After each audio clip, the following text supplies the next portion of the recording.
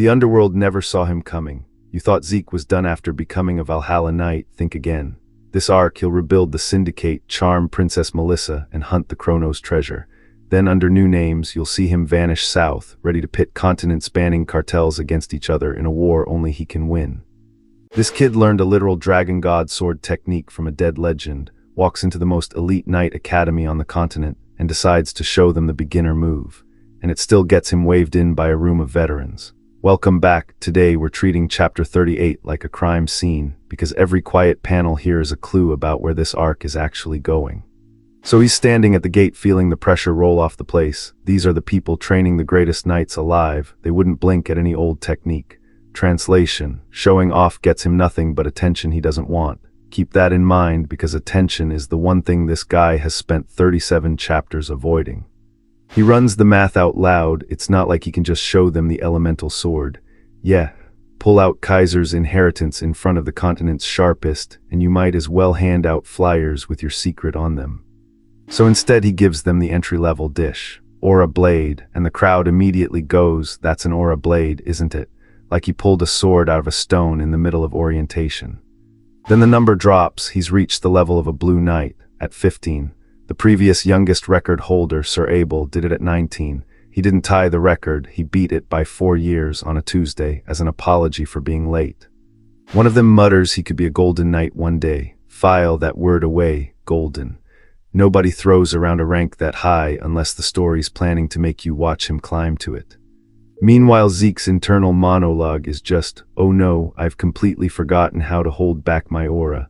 That's the flex disguised as a complaint. Man trained so hard with a dead king that restraint fell out of his skill set. And here's the part everyone will skim, so let me stop you.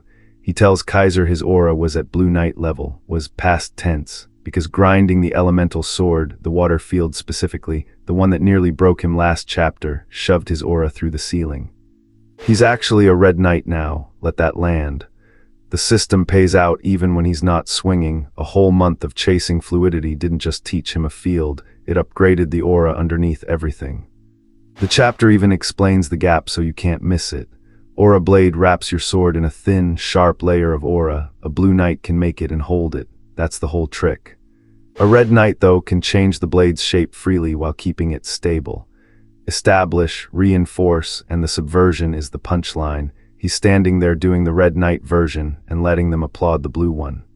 Which is exactly why he's relieved he stopped at merely Aura Blade. His words, things would have gotten much more annoying otherwise. Prediction number 1, write it down. This annoying is doing heavy lifting. Someone at this academy is going to clock that his ceiling is way past what he showed. The dean's already halfway there. He says these results are incomparable to a month spent at Valhalla, and for an awakening this precious, being late a few more years would have been fine. Read between those lines, he's not annoyed Zeke skipped the ceremony, he's fascinated. And then the line that made me sit up, acting like a completely different person. That's the dean noticing Zeke doesn't move like the family disappointment everyone filed away. Prediction 2, Borges becomes either Zeke's biggest ally or the first person to seriously investigate what happened to him. Zeke, ever the professional, just bows and apologizes again for missing the entrance ceremony due to his own incompetence. The regressor who can't hold his aura back, calling himself incompetent. Sure, buddy. Borges turns to the panel. Does anyone oppose Zeke's entrance? An instructor grumbles that the dean is unbelievably indulgent toward talented students. Which, yeah, that's the job description. Nobody opposes, their reasoning, a manifestation of Aura Blade that clean is rare even among active working knights.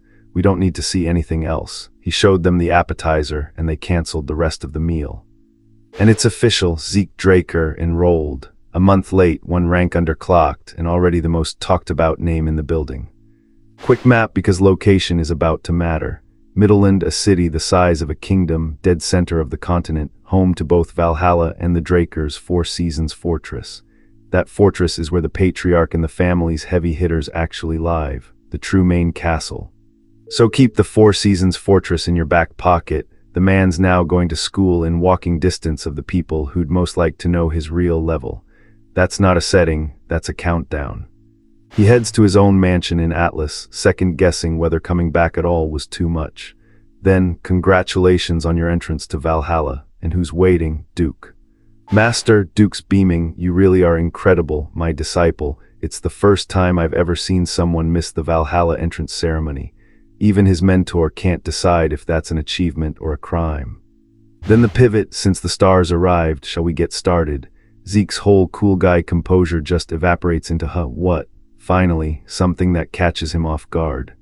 It's a surprise enrollment party thrown by Duke and Andre. Turns out Duke got summoned back to the fortress by the patriarch, and then just decided on his own to become the housekeeper at Zeke's mansion. A legendary mentor demoting himself to house staff to stay near his student. That's loyalty with a side of suspicious timing. So we get a genuine breather, beer, the crew, Zeke actually let off the leash. Enjoy it, because the very next thing the chapter does is remind you this guy never fully clocks out. Mid-celebration, someone's testing the perimeter, what you want to go. A staffer apologizes, says he stopped them and moves to alert the manager. Something poked at Zeke's mansion during his own party. And here's the reveal that reframes the whole ending. Zeke checks his layered security magic and notes it's now very much like Kay's from before his regression. The mansion isn't just a house, it's a fortress built to a spy's spec. Then the lore drops. 2 organizations were called the greatest intelligence networks on the continent, the Draker's Order of the Black Knights and the Rome Empire's Intelligence Bureau. But there's a quiet third one nobody talks about. Started as a plain gathering of smugglers, until Kay joined and turned that smuggling network into an intelligence machine. And Zeke's angle is pure regressor. My sources are excellent, so if I keep a good relationship through this deal, it's a boon going forward. He's not just enrolling in a school, he's quietly plugging back into a spy network he already knew in a past life. They're the same as ever, he says, which means he's counting on it. So my read heading out, the aura he hid becomes his biggest problem. Borges is the one who sniffs it out, and Kay's shadow network is how Zeke wins the Immortality Ruins race off-screen while everyone watches the swordplay. This quiet chapter planted 3 landmines, but at least 2 go off within 5 chapters, and tell me I'm wrong in the comments. Last chapter, this kid set a 4-year age record for reaching Blue Knight. This chapter he walks into the mob and starts a hostile takeover of the entire criminal underworld with a pair of earrings. Welcome back. Today's episode is all about callbacks because nothing Zeke does here is new. He's done every single move before in a past life, and I'm gonna prove it. Right out the gate, I want to open up trade with the Syndicate. No small talk, no warm-up. Remember when he blew a barbarian war horn to turn an entire tribe on his assassins? Same guy. He doesn't fight the underworld, he just walks in the front door and asks for business account. And the broker across from him is confused, rightfully. Why does the high and noble pure blue-oded Draker prodigy who hit blue at 15 need a criminal organization? Fair question. Beat that record by 4 years, could be a golden knight, and he wants to launder loot. Hold on to that mismatch, it's the whole chapter. Meet K, information broker, runs the Syndicate's intel, thinks he's the smartest guy in every room. He already knows what went down at Valhalla. Impressive, he mutters. He's sizing Zeke up. He has no idea he's the mark. K tries to play it cool, looks like you're not up to the idea. Classic negotiator move, act uninterested. Zeke's answer, make a decision after you see what I have. And then he puts the earrings on the table. You know the ones. These are the crystal earrings from Kaiser's tomb, same loot haul that gave him the meteoric armor and the salvation potion. Kay glances at them and goes, do they enhance mana recovery or something? Those are common enough. Genuinely bored. Establish, reinforce. Subvert, he tries them on, recovery rate up 10%. No, maybe 15. Most artifacts do 1%. The impressive ones do 3. This is 5 times that. There's no way I wouldn't know about something like this on the market. Okay, that's the mask cracking. The info broker just hit a gap in his information. And there's the pivot, either this is something I don't know about or he got it himself. Kay's whole worldview just tilted. Who the hell is he? Buddy, if you knew, you'd sign faster. Now Kay's all business. Open a new account at the Atlas Northern Bank. He'll handle the items, 10% per sale, bonus for every 10,000 they move. He set an upper limit in his head. Standard mob fee structure, and Zeke lets him think he's steering. But watch the read. Kay clocks that Zeke already knows he's a magician. He must have access to information. That's the tell. Zeke didn't walk in blind. He walked in knowing more about the info broker than the info broker knows about anything. I agree with these terms. Done.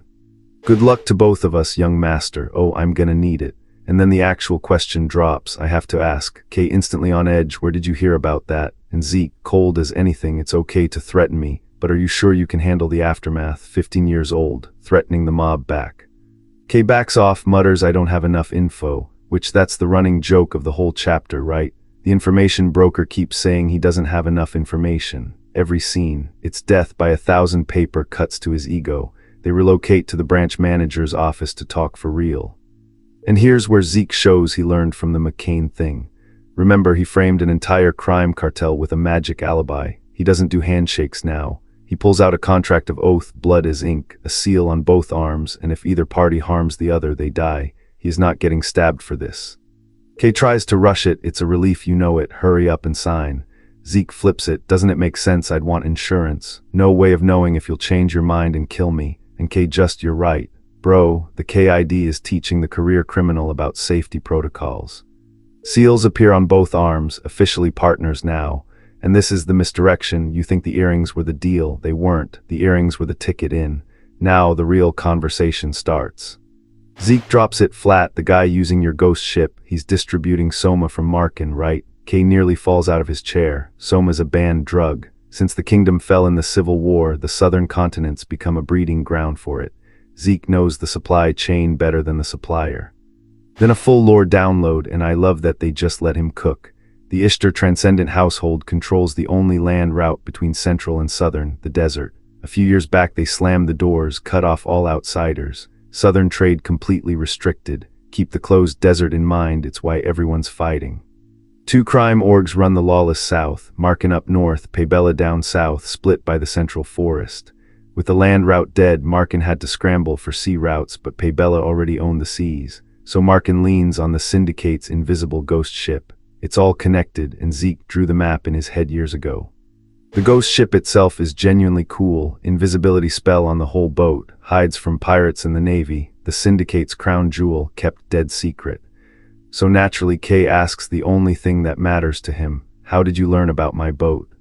And Zeke's internal answer is the best line in the chapter. Since I can't exactly say I learned about it in the past, there it is. The regressor tell. Then out loud, dry as sand, is an information broker asking me for information. The paper cut becomes a full stab wound.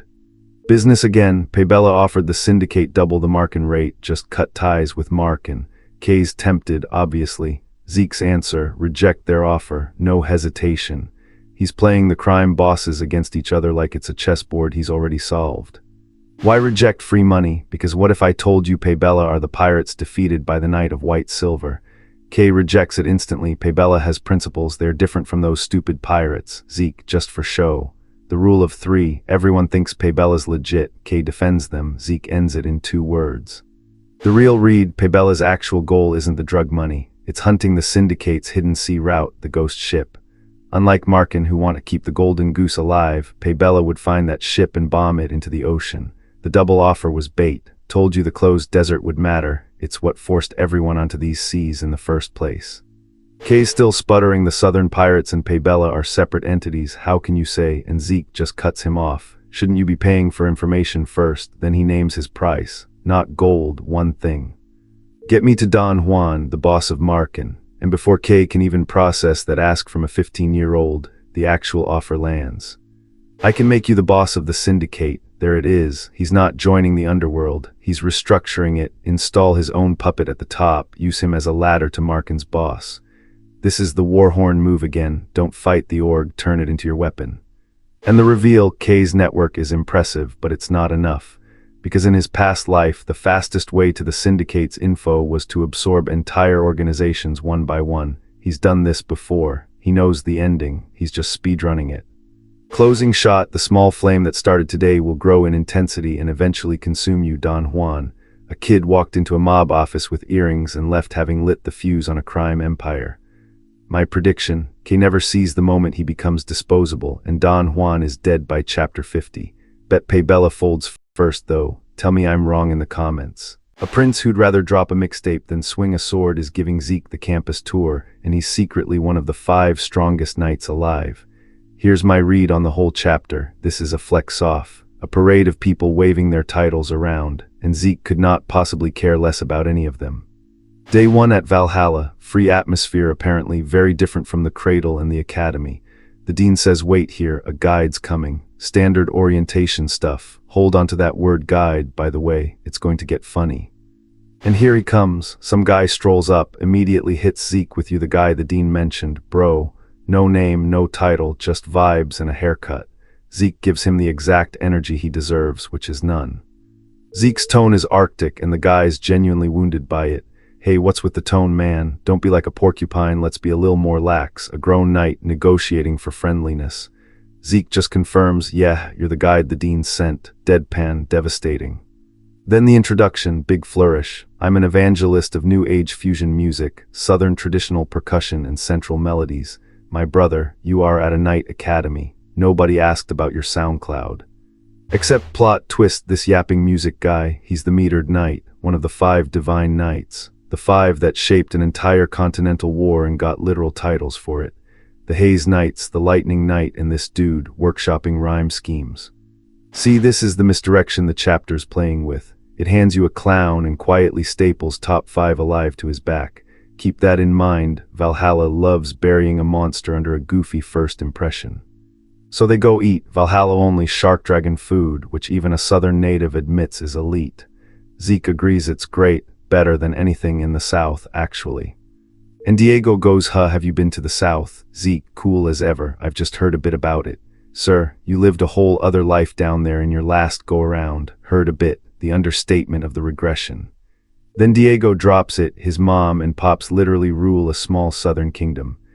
The South's a coalition of little kingdoms that scattered to the central continent after the Cuzco kingdom collapsed in a civil war. Translation, he's a prince.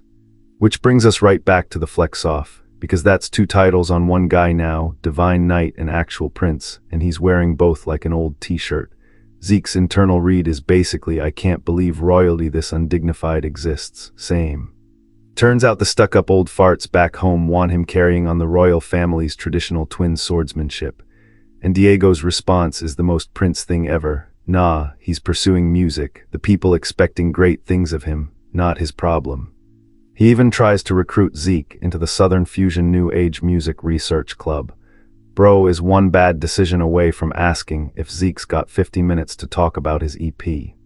Anyway, they wander into an upperclassman lecture because Valhalla's whole thing is freedom. Anything's allowed for the sake of learning, go wherever you want, and today's isn't just any lecture. There's something huge prepared, remember that. Meanwhile, the crowd's whispering that's Zeke Draker, youngest to ever enroll, direct descendant, the prodigy who beat an instructor, his reputation's doing laps around the room while he just stands there. And Diego finally clocks it. "Bro, you're a Draker." Then the real gut punch, Zeke's been wearing pureblood gloves this whole time. Diego saw him take them off to eat and genuinely thought Zeke was some hardcore badass sticking to his guns. "It all makes sense now, I was wondering why you were such a hard-ass." And then the prince, a divine knight, top 5 on the continent, tells the 15-year-old he should have paid for the meal. Just kidding, sort of. This is the vibe of the strongest man in the room. Then the lecture actually starts and the dean skips the formalities for the main event. First speaker, a black knight of Draker, returning to the Four Seasons fortress. The hall loses it. And out walks Duke Draker, the Glee Knight, the Black Knight who vanished back in the flesh. If you've been here since chapter 1, yeah, that's Zeke's mentor, the guy who quit the front lines to become his housekeeper. Called it basically. Duke's lecture premise is genuinely inspiring. "I became a Black Knight after starting in the normal class. Underdog story, the students are eating it up. Content's way better than expected."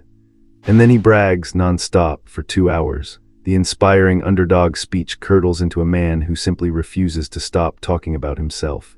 Even the crowd's internal monologue is he ever going to stop? The flex-off has a new champion. The dean has to physically cut him off, we're out of time, which, honestly, mercy. Then he sets up speaker number 2 and the tone completely shifts. Quick lore drop because it matters. Draker Knights are ranked normal, intermediate, advanced, and guardian. Guardian is the ceiling, there aren't even 10 of them alive, and speaker 2 is 1. So here's where the whole flex-off finally cracks Zeke's cool. Every title so far he shrugged off. Divine Knight, whatever, Prince, sure, but the crowd starts freaking out. "I can't believe we're getting to see the White Silver Knight." And there it is, the first of the Draker's direct descendants, the White Silver Knight, Carly Draker. This is the name the entire chapter was walking you toward, and it lands on the very last panel like a door slamming. So the whole chapter's one long clout parade, and the punchline is that the strongest name got saved for last, dropped without a single fight. My bet, Carly's the one person Zeke can't just deadpan his way past, and next chapter that starts to bite. Tell me I'm wrong in the comments. How do you fight a top-tier Guardian Knight, get tossed around like a ragdoll, and still call it a clean win? Ask the 15-year-old who did it on purpose. Welcome to the power scaling breakdown for chapter 41. Quick setup because it's the whole point. Aeson is the biggest trade port on the central continent, and a few decades back it was so pirate-infested it was basically a no-go zone. Then Carly Draker rolled in and personally cleaned the entire coast out. For that she got named the youngest Guardian Knight ever, and the story quietly drops the benchmark line. Even Abel, the guy who had everything handed to him before Zeke's regression, never pulled this off, filing her under terrifying do not approach. Funniest part, Zeke doesn't even recognize her. A whole regression of memories, and he's standing there going, I assumed the important sibling was my eldest sister. Turns out big sis Carly is also mid-succession war, so yeah, everyone in this family is quietly trying to outrank everyone else. Cut to the cadets, who are physically trembling because a Guardian Knight raised her voice at them. Honestly, correct reaction to a walking S-tier. And what's she screaming about? Discipline, rules. Back in the Valhalla I graduated from, you kept quiet when a speaker presented themselves. She launches into the full peace was paid for in blood, sweat and tears sermon. The cadet's verdict on this legendary Guardian Knight's hard-earned wisdom. She's a young boomer, iconic, no notes. One kid literally goes, I wanted to go back to listening to Sir Duke's speech, so even the discipline lecture has a preferred vendor. Meaningful advice, zero effect on the youth. Some things transcend rank. Then Diego just leaves, says 5 hours of composition lit a fire in his soul and dips mid-tour. The metered knight, one of the 5 divine knights, ghosting his own campus tour to go make fusion music. Priorities. Zeke's plan for the downtime, go dig around Terrakin's secret library. Keep that one in your back pocket. It's not what this chapter's about, but it is very clearly loading for later. Because the actual event walks right up to him. Carly, can you spare me some time? When a Guardian tier asks for your time, that's not a request, that's a scheduling notification. Quick note on the sword she's carrying, since we're scaling gear 2. The Holy Kingdom bordered Aeson, benefited hard from her clearing the pirates, and thanked her with a 100% purity mithril sword in full armor. That white kit is the entire reason she's called the White Silver Knight. Her ask, show me your abilities, hide nothing. Zeke immediately clocks it, this isn't a conversation, it's a dual invitation. She heard the Blue Knight rumors and she wants to eyeball the prodigy herself. And Zeke, deadpan as ever, unfortunately I can't. Why would he hand a Guardian a full read on his kit for free? He's not the only one curious how strong he really is. He's not about to fight at a self-inflicted disadvantage. Here's the real power politics, and it's the reason to watch this one. The Draker family runs on the law of the jungle. Being a Blue Knight at 15 is already unheard of. If it leaks that he's secretly Red Knight level, the Zimmons family, mid-succession war, remember, throws everything at killing him, and the patriarch moves to leash him. So he needs the transcendent family name for cover, but has zero intention of actually obeying them. His exact stance, he only shows all his cards after he surpasses the patriarch. That's not a 15-year-old's plan, that's a final boss plan. Duel starts and the system auto-pauses his healing factor, because a Guardian would 100% notice a kid regenerating mid-fight. His internal note, I won't make the same mistake I made with Duke, learning from getting bodied, growth. Now the scaling read you came for. Zeke tries to cap himself at blue and instantly realizes it doesn't work. Limiting myself to blue doesn't let me put up a fight at all. Blue Knight versus Guardian tier isn't a fight, it's a formality. He has to bump to red just to survive a spar. First real exchange, and the narration notes most swords would have already snapped clean in two. Good thing hers is 100% mithril and his is, you know, a dragon fang. Gear tier on both sides, absurd.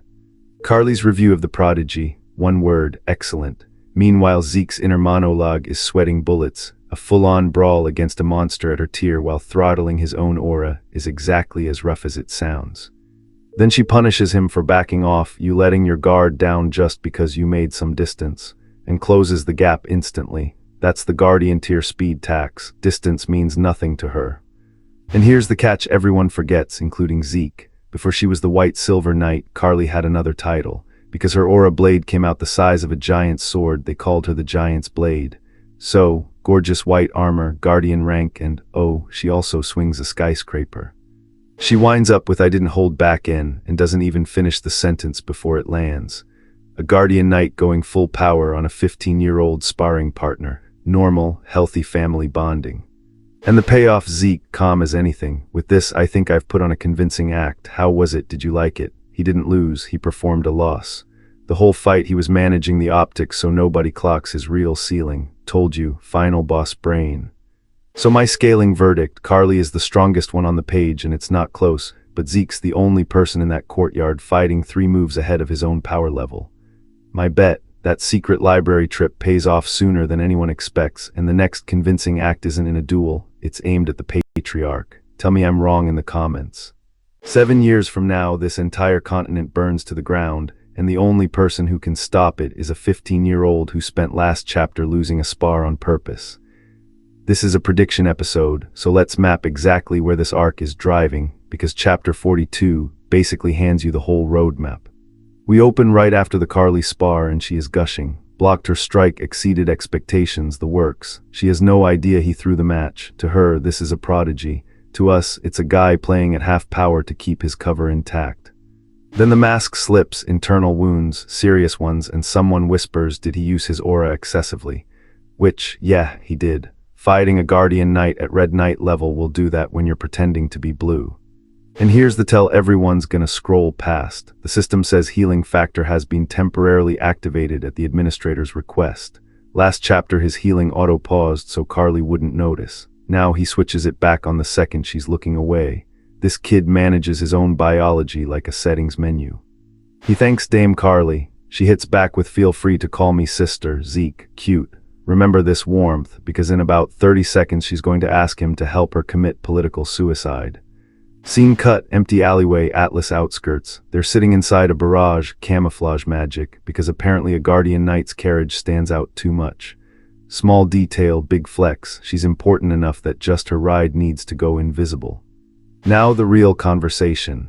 Carly drops the name that reframes the whole series, Abel Draker, the butchering knight, and she needs more power to stop him. Here's the situation. One of the Draker family's core tenets is the oath of neutrality, stay out of national disputes. Abel just shattered it. He's secretly siding with the Rome Empire against Alentia. A neutral family's second son quietly picking a side in a war. That's not ambition, that's a coup with extra steps. Zeke's internal reaction is the scariest part. Does this mean Abel was making his move from such an early point in time? He's realizing the villain's timeline started way before he thought, and the Four Seasons fortress, overlooking it entirely. The people who should catch this are asleep at the wheel. So let's cash in the cold open. Zeke confirms it with his own memory. It's been 3 years since he regressed, and 7 years from now, the Drakers under Abel and the Rome Empire launch a continental war. Skies go dark, land drenched in blood, innumerable dead. That's the future he's rewinding to prevent. Prediction number 1, and it's a lock. This entire arc is a race against a 7-year clock. Every power-up, every alliance, every secret Zeke grabs from here is him buying time against a war he's already watched happen once. Carly lays out the board. Abel controls the higher-ups of Draker. He assumes anyone lower is loyal to him. But a true knight, she says, doesn't bow to authority, she serves justice. So she's going to rally the normal, uncorrupted knights around the Four Seasons fortress. She's building a resistance from the bottom up. And then the move that tells you she's actually good. She refuses to force him. You're young, your future's guaranteed as a pureblood awakener. She'd rather lose than drag her little brother into treason. Manhwa nobles are usually snakes. This one's handing him an exit. Zeke reads her the way he reads everything, cold analysis. Iron will, righteous and pure, gentle soul. And then the catch-a-plane recap fluffs right over. He realizes the opening in her Giant's Blade last chapter, the gap he exploited to survive. That wasn't weakness. That was her holding back out of concern for him. She was babying him mid-fight. She even warns him, worst case, you get branded a traitor, think it over. And Zeke doesn't hesitate, I've already made my decision. I wish to join you on your path of chivalry. Cool line, but knowing this guy, chivalry is not the reason. And called it. Cut to Zeke alone and the actual math comes out. This isn't loyalty, it's strategy. Staying in the family lets him keep eyes on Abel. Standing behind Carly means he takes none of the retaliation. He just found the perfect shield and called it brotherly love. But here's where it gets genuinely clever. Carly's the firstborn and a guardian knight, and she still lost the family in his past life. Why? Because she's neither a pureblood awakener nor from a great house. The bloodline politics outranked her strength. So Zeke's whole play snaps into focus. He is a pureblood awakener. If he becomes an official knight and throws his bloodline weight behind her, the scales that crushed Carly last time get balanced barely. He's the one variable that rewrites her defeat. He's not joining her cause, he's fixing her ending. Prediction 2, the near-term goal isn't a fight, it's a title. Watch Zeke's next moves aim at officially becoming a knight and swinging public opinion to Carly's side. The succession war gets won in courtrooms and reputation before a single blade comes out. He notes he pulled all this intel through K. Remember the info broker he blood-oathed 2 chapters back, already paying dividends, and even he's shaken. The corruption ran this deep even before the Continental War. The rot started earlier than his memories said. Now the actual reason he came to Valhalla, not the academy, not Carly, the secret library. He walks in and the payoff is nothing. Empty. There isn't anything special or meaningful here at all. He expected another Bahamut's heart. He got a dusty room. He's spiraling. Did I end up coming here in vain? Classic misdirection. The chapter lets you feel the disappointment for one full beat, and then the system pipes up. You've detected the data restoration point. Oh, it was never empty. He just couldn't see it yet. And here's the reveal that recontextualizes the whole family.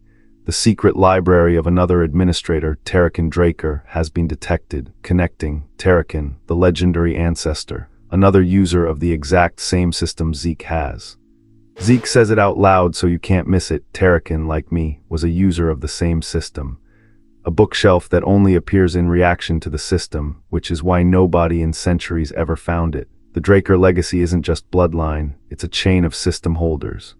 The library links up permanently. Zeke now has forever access to Tarakan's vault, neatly categorized. He asks the obvious thing, system, find what helps my growth the most right now, and it delivers one book. The book, Technique of the True Dragon's Swordplay. Now stack this against the story. Zeke's already inherited Kaiser's elemental sword. He's carrying Bahamut's heart. He's part dragon by every metric.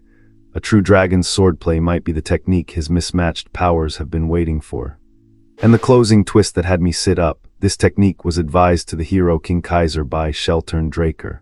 Sheltern, Kaiser's loyal knight, the guy earlier chapters revealed as the true Draker progenitor and inventor of aura. The threads are tying together. Kaiser, Sheltern, Tarakan, they're all one lineage feeding straight into Zeke.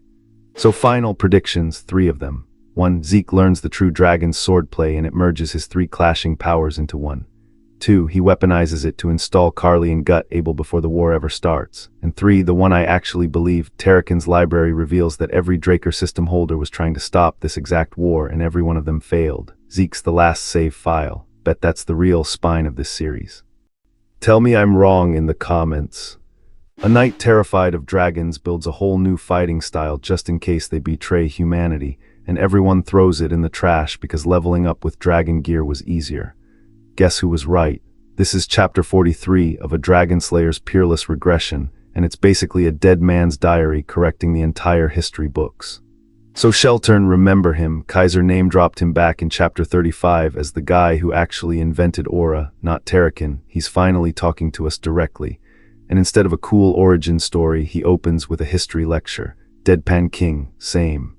The setup, dragons only help humans because a great hero king made it possible, and even then they helped out of pity. Pity. We got civilization because giant sky lizards felt bad for us. That's the most humbling lore drop I've heard all season. And here's where Sheltern's brain starts turning. Humans developed way too fast off dragon help. That speed didn't excite him, it scared him. Hold onto this feeling because this exact paranoia is the whole engine of the chapter. His logic is genuinely airtight, and that's what makes it grim. If beings that powerful help you over something as shallow as pity, then they can unhelp you over something just as shallow. Kindness with no reason behind it isn't safety, it's a coin flip.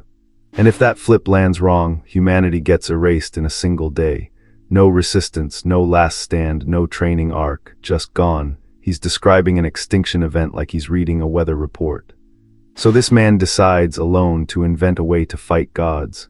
First idea, magic, reasonable. Everyone's first idea is magic. It's the genre default, I'll just cast a bigger spell move. Then the trope flips, magic itself was a dragon gift. They literally inscribed the circles into human hearts because we can't make mana on our own. Fighting dragons with magic is fighting them with their own toy. Sheltern calls it a fool's errand and moves on, cold. So he does the unhinged thing. Northern primitive swordsmanship, mysterious Eastern arts. The man speedruns every fighting style on the continent to escape the limits of being human. This is the training montage, except it's one guy and a library and pure spite.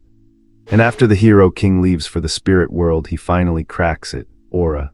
The theory, the application, a full sword style built on it. He writes it all down as the true dragon's swordplay. That's the origin of the thing Zeke's whole family is built on. Here's the tragedy, and it's the sharpest callback in the chapter. In a world where dragon-made artifacts made you strong instantly, nobody wanted a style that required actual effort. The true dragon's swordplay got shelved, neglected, the one honest path ignored because grinding is annoying. And Sheltern signs off almost sweetly, relieved that while he's writing, the dragons haven't betrayed anyone yet. His concerns were unfounded, he says. Keep that word, unfounded. It's about to age like milk. Then the system pings Zeke back into reality. Achievement quest, successor of Sheltern. Learn the true dragon's swordplay. Time limit 3 months. Reward, coordinates to the Chronos Kingdom treasury. Free real estate, basically. And watch Zeke's brain, because it's peak him. He hears incomparably powerful artifacts and lights up. Then immediately clocks the 3-month limit and goes, wait, is this harder to learn than the elemental sword? A treasure hunt and a difficulty audit in the same breath. He shelves it for now, smart. He's already juggling the elemental sword and lands on the line that matters. Sheltern was right in the end. That's not throwaway. That's Zeke confirming the prophecy before we even see the payoff. Because here's the gut punch. Some unknown time after the Hero King's era, exactly like Sheltern feared, the dragons betrayed mankind, and that's what kicked off the Liberation War. The paranoid diary was a warning nobody read until it was history. So that's the loop paid off. The fear wasn't paranoia, it was a forecast. And this is where I thought the chapter would wind down. It does not. The system finds a record matching Zeke's request, and the space around him starts changing. Zeke clocks it instantly. This feels exactly like when his memoria began. Callback to his own regression mechanics. The system built him a space, a playback, whatever this is. He's braced. We are not. The scene loads, and it's so real. His class skill, indomitable mental defense, auto-activates just to keep him standing. When your passive mental fortitude turns on by itself, you are not in a memory. You're in a nightmare with a budget. And there it is, the thing once known as the king of all creations. A dragon so massive the panel can't even contain it. Zeke names it flat, the evil dragon Bahamut, the same Bahamut whose heart is sealed inside his own chest right now. Then the real chill, there's a man standing behind Zeke, and Zeke, a regressor who senses everything, couldn't feel him until he spoke. He calls him a monster in a different sense from Bahamut. When the human scares you more than the god dragon, pay attention. This is the battle passed down only through legends, the one everybody's heard about and nobody's actually seen. Zeke is standing front row at the myth itself, and even he goes, this is starting. Rare to see him impressed. And okay, the reveal that actually made me sit up.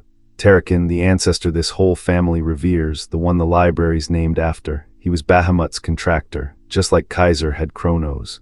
The founder of the Drakers was bonded to the evil dragon, which torpedoes the entire family legend. The story says Terrakin the Dragon Slayer subjugated Bahamut, but you don't subjugate your own contract partner. So either the hero myth is a cover story, or slaying meant something very different.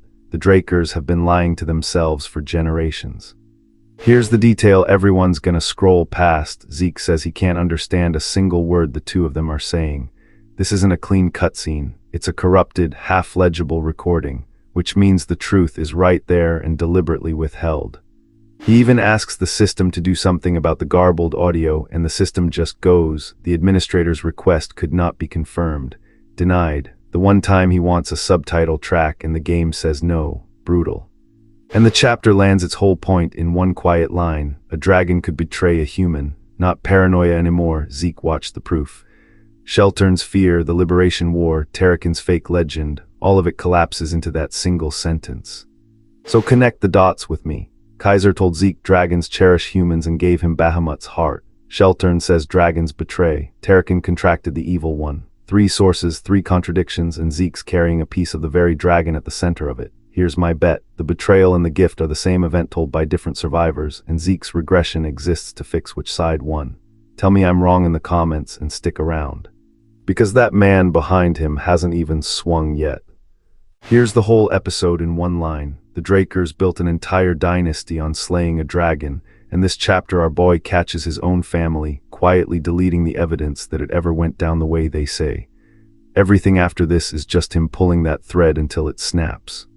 We open on the dead dragon dissolving into dust. Standard fantasy funeral, but it leaves 2 things behind. A heart and a fang, the heart being the one currently sealed in Zeke's chest, which is a fun thing to watch a corpse produce. And he immediately clocks the weird part. Dragons don't usually turn to dust and leave a souvenir, so keep that in mind, it matters in a second. His proof, the pureblood gloves he wears are literally made of dragon leather. Dragons leave stuff behind all the time. So Bahamut wasn't a normal death, Bahamut was a special case. Then the playback just ends, cuts out right before the good part. So he does the responsible regressor thing, shrugs and says, let's go back for now. Cool, composed, we'll pretend that's not going to eat him alive. Turns out grinding the Valhalla Great Library paid off. Terrakin's secret library is now wired straight into his system. He can pull the records up anytime, anywhere. Man's got the ancestral archive on a hotkey. First thing he does is replay Terrakin's diary, and noise, static, can't hear the final exchange between the 2 of them. The most important conversation in the family's history is, conveniently, unlistenable. Not a total wash, though. He confirms the true dragon swordplay is the actual origin of the dragon-slaying arts. Terrakin took the ridiculously complex original and filed it down into something usable. The catch, making it easier, made it weaker. Filed-down version couldn't land a fatal blow on even a dragonborn, but apply your innate traits and suddenly it can land a telling one. So Terrakin traded raw power for practicality. Smart. File that under this guy was clever because the next thing does not fit that. Because here's what actually bothers him. The world's legend and Terrakin's diary don't match. The famous version, Terrakin slayed Bahamut, ushered in a golden age, roll credits, generic hero story. The diary's big picture roughly agrees, except last chapter we learned Terrakin was Bahamut's contractor, not his killer, and that part. It wasn't just left out, that's the line that made me sit up, not omitted, removed. Enter K, our blood oath info broker, back with a report. It's been a while, buddy. Zeke had him dig into every single variation of the Dragon Slayer legend across the entire continent. Every version, including ones never even translated into the common tongue. Thorough kid. The result of all that digging, on contracts between humans and dragons on which dragons Terrakin or Kaiser were bonded to, there is not a single book, anywhere, on the whole continent. And every source coughs up the exact same lines, word for word, like it was rehearsed. K's word for it is conspiracy, which, from a man who launders drugs on an invisible ghost ship, is a strong endorsement. Then it gets real. K personally caught a warning message, and the syndicate is pulling out entirely. They flat out say it. They are not risking friction with the Drakers over this. And that's the whole thesis snapping into place. The Drakers are censoring information about their own ancestor. Told you the missing pages weren't an accident. Sit with how insane that is. The family became one of the 3 transcendent houses by writing Terrakin's legend, and that same family is the one burying the truth about Terrakin and Bahamut. You don't hide the story that made you famous unless the real story would unmake you. So he decides to comb the secret library again in case he missed something. Very calm, very studious, which the universe takes as a personal challenge. Because right on cue, who's that? He pings the minimap and it confirms 2 presences, one outside, one already inside the house. First guess, hunting dogs from the giant mountains, finally tracking him. He dismisses it, he never even drew his aura sword back there, so there's no trail to follow, and this is where the recap becomes a whodunit. His logic is clean, it's not about who these people are, it's about who sent them. And the obvious name is Abel, the butchering knight who'd love the alliance between Zeke and Carly to quietly disappear. Then mid-fight he reverse engineers the guy's entire resume. You can hide your face, he says, but not your swordsmanship. This is Gorka Kingdom knife work, the Northern Rangers, the Kukri wielders, the continent's most valued special forces. And that read blows up the obvious answer. Gorkan Rangers don't take grudge jobs like assassinations, so if it's a Gorkan it can't be able. Misdirection, resolved by the man getting stabbed at. Better catch, for a ranger, this guy fights way too carefully. Zeke leaves openings on purpose and the assassin refuses to take them. He's not here to kill, he's here to secure. Which explains the second guy outside, now moving.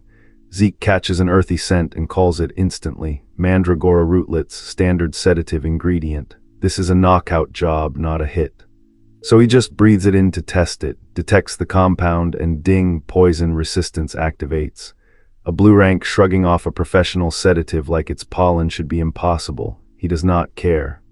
And he ends on time to resolve myself, which is regressor for someone's about to have a very bad night. So here's my call. This isn't Abel and it isn't the giant mountains. Someone tied to the Terracan cover-up sent this, because the second Zeke started digging, the Draker's own conspiracy came knocking. Tell me I'm wrong in the comments. One of the 10 richest men alive kidnaps Zeke and leaves the meeting basically begging to put him on payroll. 0 swords drawn, 0 aura flexed. This whole chapter is a power read, just not the kind you're expecting. Meet Cliff Reinhardt, leader of the Reinhardt Merchant Group, one of the 10 great merchant groups, an economy with legs. He opens with, "If you know who I am, this'll go smoother. Buddy, Zeke's known you longer than you think." Because Zeke knew Cliff last life. Same side, both fighting the Empire until Cliff handed him intel that could have gutted the Empire, then walked straight back into the Alentia Kingdom as it collapsed and vanished. Hold on to that, Cliff going back to Alentia, it comes back. Zeke's verdict on that choice, foolish. Patriotism, maybe. Suicide with extra steps, definitely. Our deadpan man does not do sentiment about people who sprint toward burning kingdoms. Back to now, Cliff apologizes for their inevitably rough method. The rough method being hiring Northern Rangers to sedate and abduct a child. A polite kidnapping. Love that for everyone involved. Here's the first real power beat, and it's not a punch. Cliff notes any veteran knight would be sweating in this spot, captured, cornered, outmatched. Zeke doesn't blink, not once. On the composure tier, a 15-year-old is outranking career warriors. Then Cliff slides over the actual leverage, records of a new pandemic, the Rose disease, tearing through the southern central continent. High fatality, spreading fast, and he wants Zeke to look at it real close. Flashback, Zeke's first subordinate, that Liam Stone had someone named Alina Stone dying of the exact same Rose disease.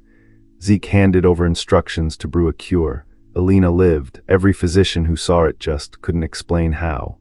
So Cliff's angle looks obvious, corner the only cure to a continent-killing plague. On the leverage scale that's nuclear, the panel literally says you could rob the entire continent's wealth and it still wouldn't compare. Monopoly like that is god-tier money. Except Zeke pumps the brakes on his own theory. If Cliff actually knows who Zeke is, he's not dumb enough to kidnap a transcendent household kid over greed. That math gets you erased, so the greed read is wrong. And Zeke drops the actual bomb. Of course he knows about the cure, he's the one who made it. The most valuable medicine on the continent traces back to him. He didn't get kidnapped for who he is, he got kidnapped for what he knows. Cliff, one of the 10 richest men alive, immediately loses it. Sell it to me. I'll pay you, the composed merchant king, gone in a second. Turns out everyone has a price, even the guy who's supposed to be setting them. But Zeke clocks it instantly. Cliff's goal isn't money. A merchant chasing profit makes a cold deal, Cliff's begging. This isn't a purchase, it's a rescue. He's trying to save someone's life, and that quietly flips the whole balance of the room. So Zeke names his price, not gold. The full cure production method in exchange for 3 requests fulfilled by the Reinhardt group.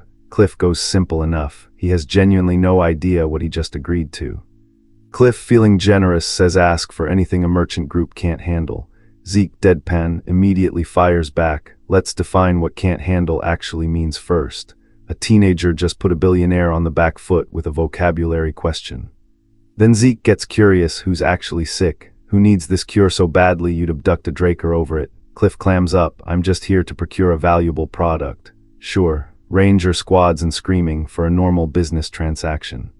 So Zeke lays out the whole tell. You hired rangers to snatch a transcendent family member, enormous risk. Then you lost your composure so hard you forgot the word existed.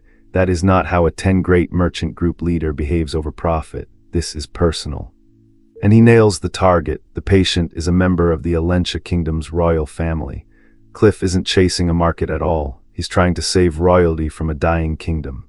Which means Cliff wants to go back to Alentia. Remember the past life thing I told you to hold on to? He returned to a collapsing Alentia and vanished once already. Zeke tells him flat, Alentia's finished, your merchant group's finished, go back and you die. Flee north instead. Cliff's answer is quietly devastating. Thanks for the advice, but I'm just so tired now. A man who's already decided he's walking straight into the fire. Twice, apparently. And Zeke catches the detail everyone else skips, Cliff's eyes. Dead a minute ago, suddenly alive. Somebody in that royal family isn't a client, they're precious to him. That's the whole chapter in one glance. Quick board state, Alentia's getting squeezed by the Rome Empire, torn up by ghetto disputes, and gutted by a royal family too weak to stop its own infighting. And remember who else quietly sided with Rome against Alentia? Zeke's dear cousin Abel. So watch the actual power move. Zeke doesn't care about the money or even the mystery patient. He wants a direct line into Alentian royalty locked in now, because a continental war is coming, and a connection like that is worth more than any cure. Contract has been established. The kidnapper and the kidnapped are now legally bound business partners. On the leverage tier, the hostage won this fight without moving. Clean sweep. And Zeke doesn't even let him breathe. Mind if I make my first request right now? While Cliff's still grieving in real time, the man has zero chill, and honestly I respect it enormously. Request number 1, he wants the merchant group to hire him.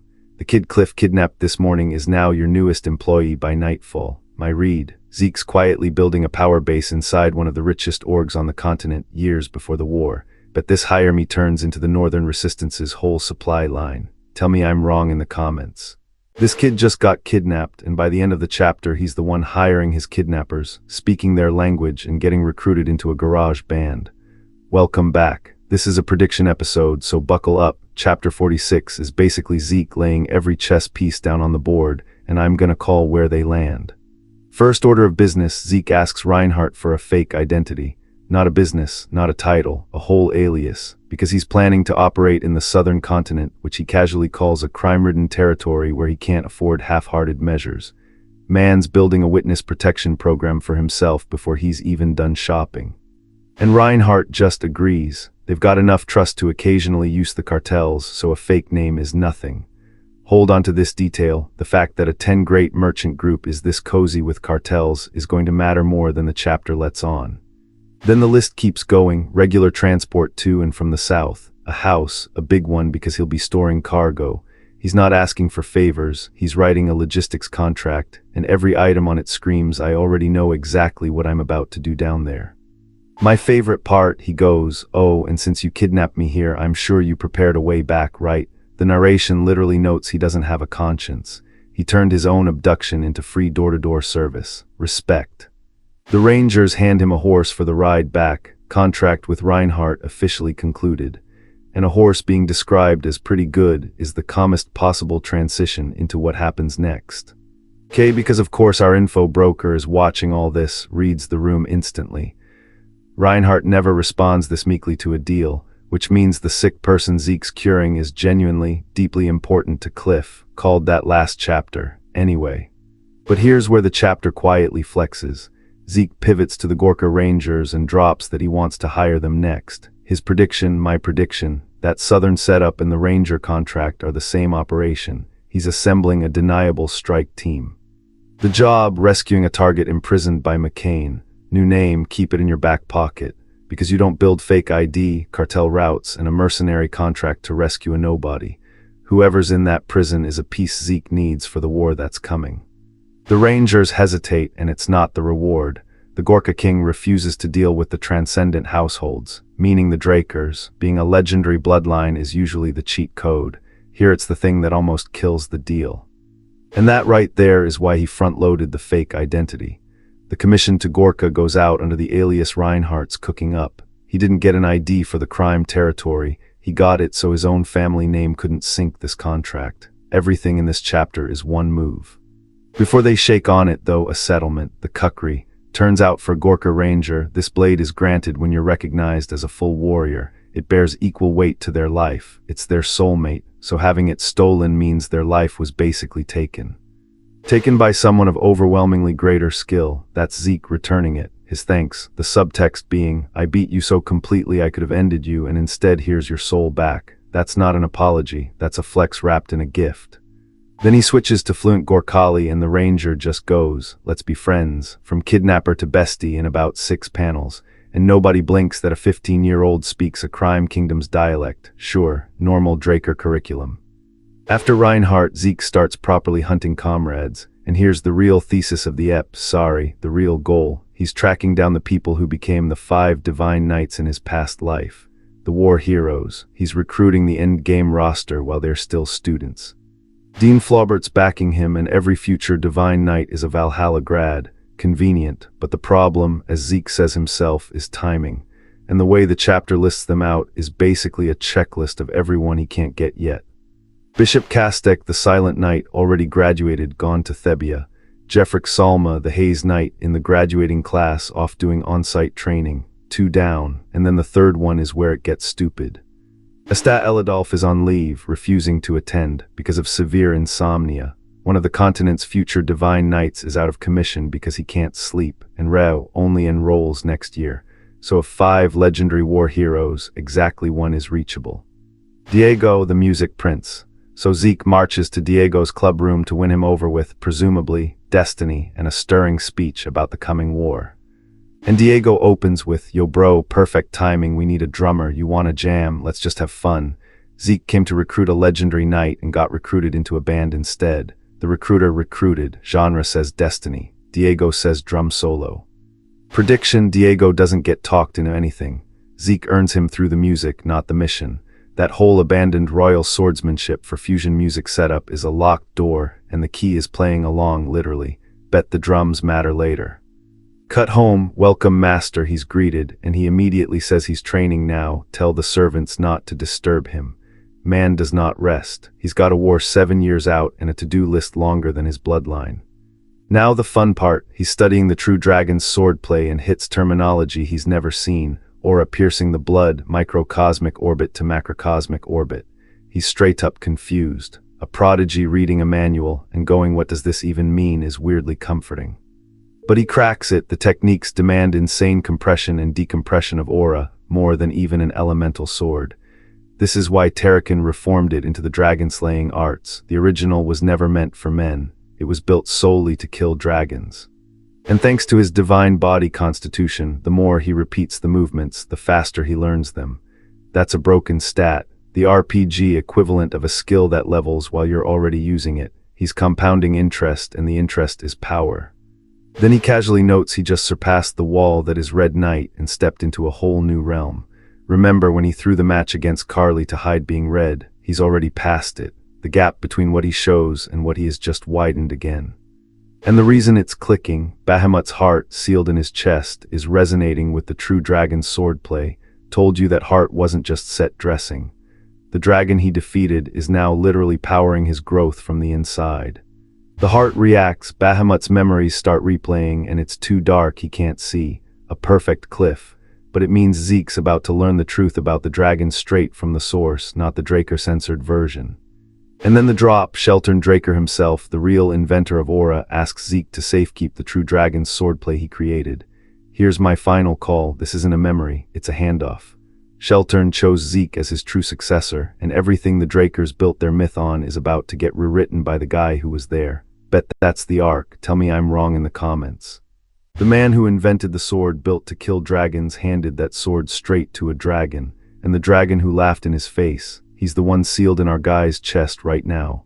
This whole chapter is a flashback, and it quietly explains the entire Draker family lie. Back in chapter 43, Sheltern told us he built the true dragon's swordplay because he was terrified dragons would betray mankind. Now we watch him do the least logical thing possible with it. Bahamut asks it for us, you really want to trust a dragon with a dragon-killing art? Fair question. Even the villain thinks this is a bad idea. Turns out Kronos signed off on it too. Remember Kronos, the dragon whose kingdom's treasury Zeke's whole 3-month quest is pointed at. Keep that name warm, it's the load-bearing beam of this flashback. Bahamut's not buying it. his read. Kronos got played by humans and lost the plot as a neutral mediator. And then the line to hold onto, he calls Kronos' warnings rabid, rambling prophecies. Tuck that word prophecy in your pocket, it comes back and it hits. So Bahamut does what dragons do and swings on him. And Sheltern eats a full dragon assault head-on. One man. Chapter 43 called him the true father of Aura, and I nodded politely. Watching him tank Bahamut alone, the word monster is doing overtime here. Bahamut tells him to get out of the lair and drops the classic threat, leave, or I level the Kronos kingdom next. Sheltern stays ice cold, do that, and the karmic sanctions come for you too. Bahamut's reaction to cosmic law, he laughs, karmic sanctions, what a joke, what does a human like you even know? Crush all the maggots I want, nothing touches me. Textbook doomed villain arrogance, and the flashback is about to make him regret every syllable. And then it all plays out exactly like Kronos predicted. There's your prophecy, already cashing in. The attack just stops. It's not brute force, it's Sheltern's magic pinning Bahamut in place. The strongest thing in the room, frozen mid-swing. And here's the flex the panel almost throws away. That magic is Kronos' power. Kronos, the clock, time itself. So the guy who lost the plot as a mediator just stopped a dragon by handing his ally a piece of time. Everyone skims this, it's the whole point. Bahamut still won't fold. You think wielding Kronos' power lets you touch me. Break the spell, he snarls, he can't. Pinned and cornered, he finally admits it. The whole concept of dragons contracting with humans was wrong from the start. And Sheltern, the human, agrees with him. Humans should rise by their own power. Villain and hero, same page, opposite reasons. So Bahamut takes it, hand over the true dragon's swordplay. The dragon killer now in dragon hands. Bahamut smirks, you did good work here. To protect the world, Sheltern says, and Bahamut cuts him open in one sentence. How laughable. You want to protect mankind, not the world. Ouch. Accurate, but ouch.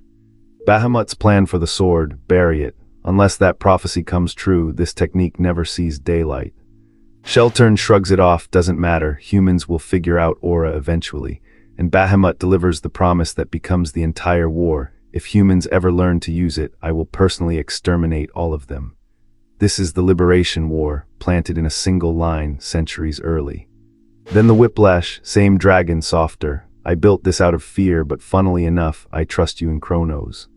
And here's the payoff for that prophecy we've been holding. Kronos always told Bahamut, one day you'll find a contractor you can open your heart to.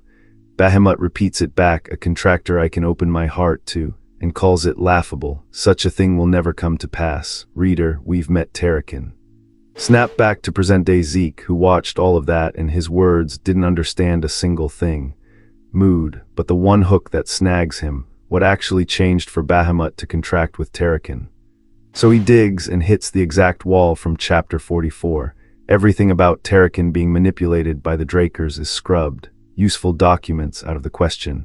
Kay found the legends rewritten continent-wide last time, the censorship holds. While he grinds the swordplay and hunts clues, Reinhardt calls. The first request is ready. That fake identity from chapter 46, the one to move through the south with zero suspicion, it's live. And Kay, he notes, has resolved herself too. So, a sealed sword, a dragon's prophecy still half unpaid, and a new alias about to walk into the crime-ridden south. My bet. The contractor Bahamut swore would never exist is the exact reason our boy survives the war that flashback just promised. Tell me I'm reaching in the comments. This kid turns down a glass of wine, sips his tea, and by the end of the chapter he's quietly torched every warehouse a crime empire owns on the continent. Here's the whole episode in one line. Zeke never draws his sword once, his deadliest weapon is the information already sitting in his head. We open at the Secret Garden Hotel, which, surprise, is one of the Syndicate's side businesses. A luxury resort built specifically so people who work underground have somewhere quiet to talk. Kay's staring out at the Atlas skyline like she's seeing a sunrise for the first time. And Zeke's response is peak regressor. She says the view feels completely different. He goes, yeah, the view I'm used to is the ruins of the Continental War, so this is only natural. Just a casual reminder that this man has already watched the world end once. Then Kay offers him a drink and he flatly says, I don't drink, not because he's underage, because his poison resistance instantly detoxifies the alcohol. The system literally flags alcohol detected and deletes it before he feels a thing. Man cannot get tipsy if he tried, so he'd rather have tea he actually enjoys. Small talk over, Kay slides the real reason across the table. Paybella's roots are piracy, exactly like Zeke called it. He knew before she ever went looking. And once she pulled that thread, the evidence would not stop coming. Her words, it's more shocking they hadn't noticed until now, which is exactly what everyone says right after missing the obvious for a decade straight. Here's the name that breaks everything wide open: Joaquin Fernandez, alias El Mencho. He's McCain's second-in-command, and he's secretly still doing business with McCain's biggest rival, Paybella, a double agent sitting at the very top of a cartel. Kay's so rattled she hasn't even told her superiors because it would cause chaos inside the syndicate. Ignorance is bliss, she shrugs. Hold onto that word, chaos. He's about to weaponize it. Oh, and offhand, that artifact seller he asked her to track down, found. She's casually handing him leverage now, one favor at a time, with no clue she's stacking his deck. You've done me a big favor, Kay, he says, and the second the words leave his mouth you can feel the gears turning. That wasn't a debrief, that was him collecting the last card he needed. Now watch the alibi come together. Zeke can teleport using his Minimap's portal function, and teleportation is so rare that even Nirvana, one of the 3 magic-blooded transcendent families, barely has anyone who can do it. City to city normally needs a whole magic tower's portal, meaning nobody alive would ever suspect he was in 2 places at once. Remember that. So he can mask this entire plan as a simple accident. And then he laughs, genuinely laughs, just picturing how the old geezers running the syndicate are going to react when it all comes down. The plan set fire to every single Soma warehouse McCain owns across the entire central continent. Not one, not a few, all of them. This is, again, the guy who ordered tea. Cut to McCain's people screaming for the firefighting mages while an entire supply chain goes up in smoke. And somewhere, calmly, Zeke is sipping the tea. Even Kay, a syndicate information broker who has genuinely seen everything, clocks it. I knew he was bold, befitting a Draker, she thinks, but he's far more than just bold. Yeah, the word you're looking for is terrifying. And the fires aren't even the real point. He's pinning every bit of it on El Mencho because it's cleaner to have a specific suspect. The double agent Kay just exposed becomes the perfect fall guy, used before he even knew he was in play. Then he lays the second card. The syndicate still doesn't know Paybella are pirates. Kay confirms she never reported it, so he's holding a secret nobody upstairs has, and he's about to spend it. And here it is, the real hand. Wipe out every syndicate executive currently sitting around weighing McCain against Paybella. All of them, in one clean move. Report all of them straight to Don Juan, the head of McCain, and let the cartel handle the cleanup for him. He isn't fighting a war. He's tricking 2 sides into deleting each other and standing back with the tea. Kay nearly loses it. Do you know what you're saying? The plan is utterly preposterous. You can't say that knowing what happens to traitors of the organization.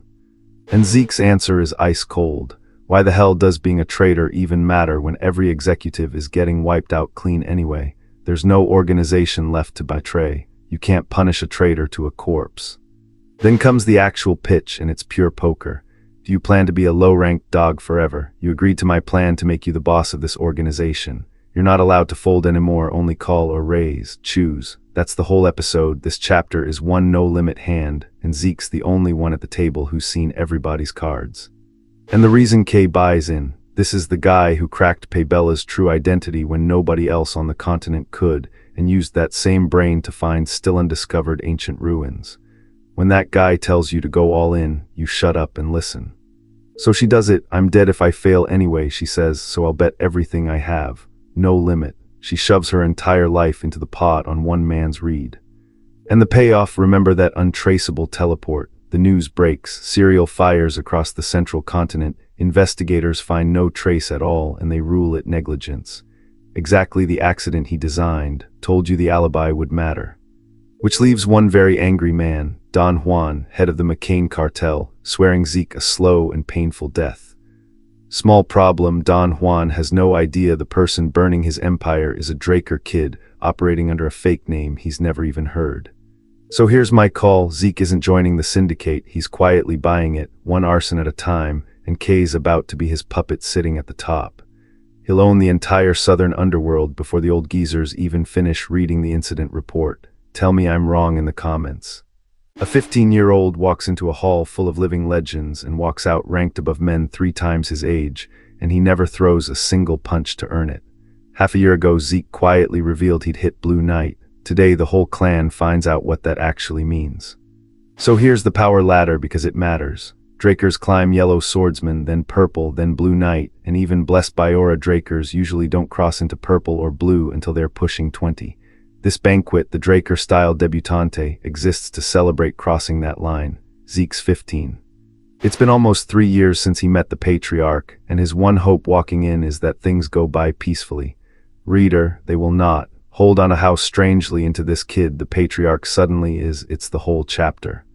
4 Seasons Fortress, Central Banquet Hall. This is Draker home turf, and it's the first time the story actually lets us inside. The talk of the room, he's now the youngest person on the entire continent to reach Blue Knight.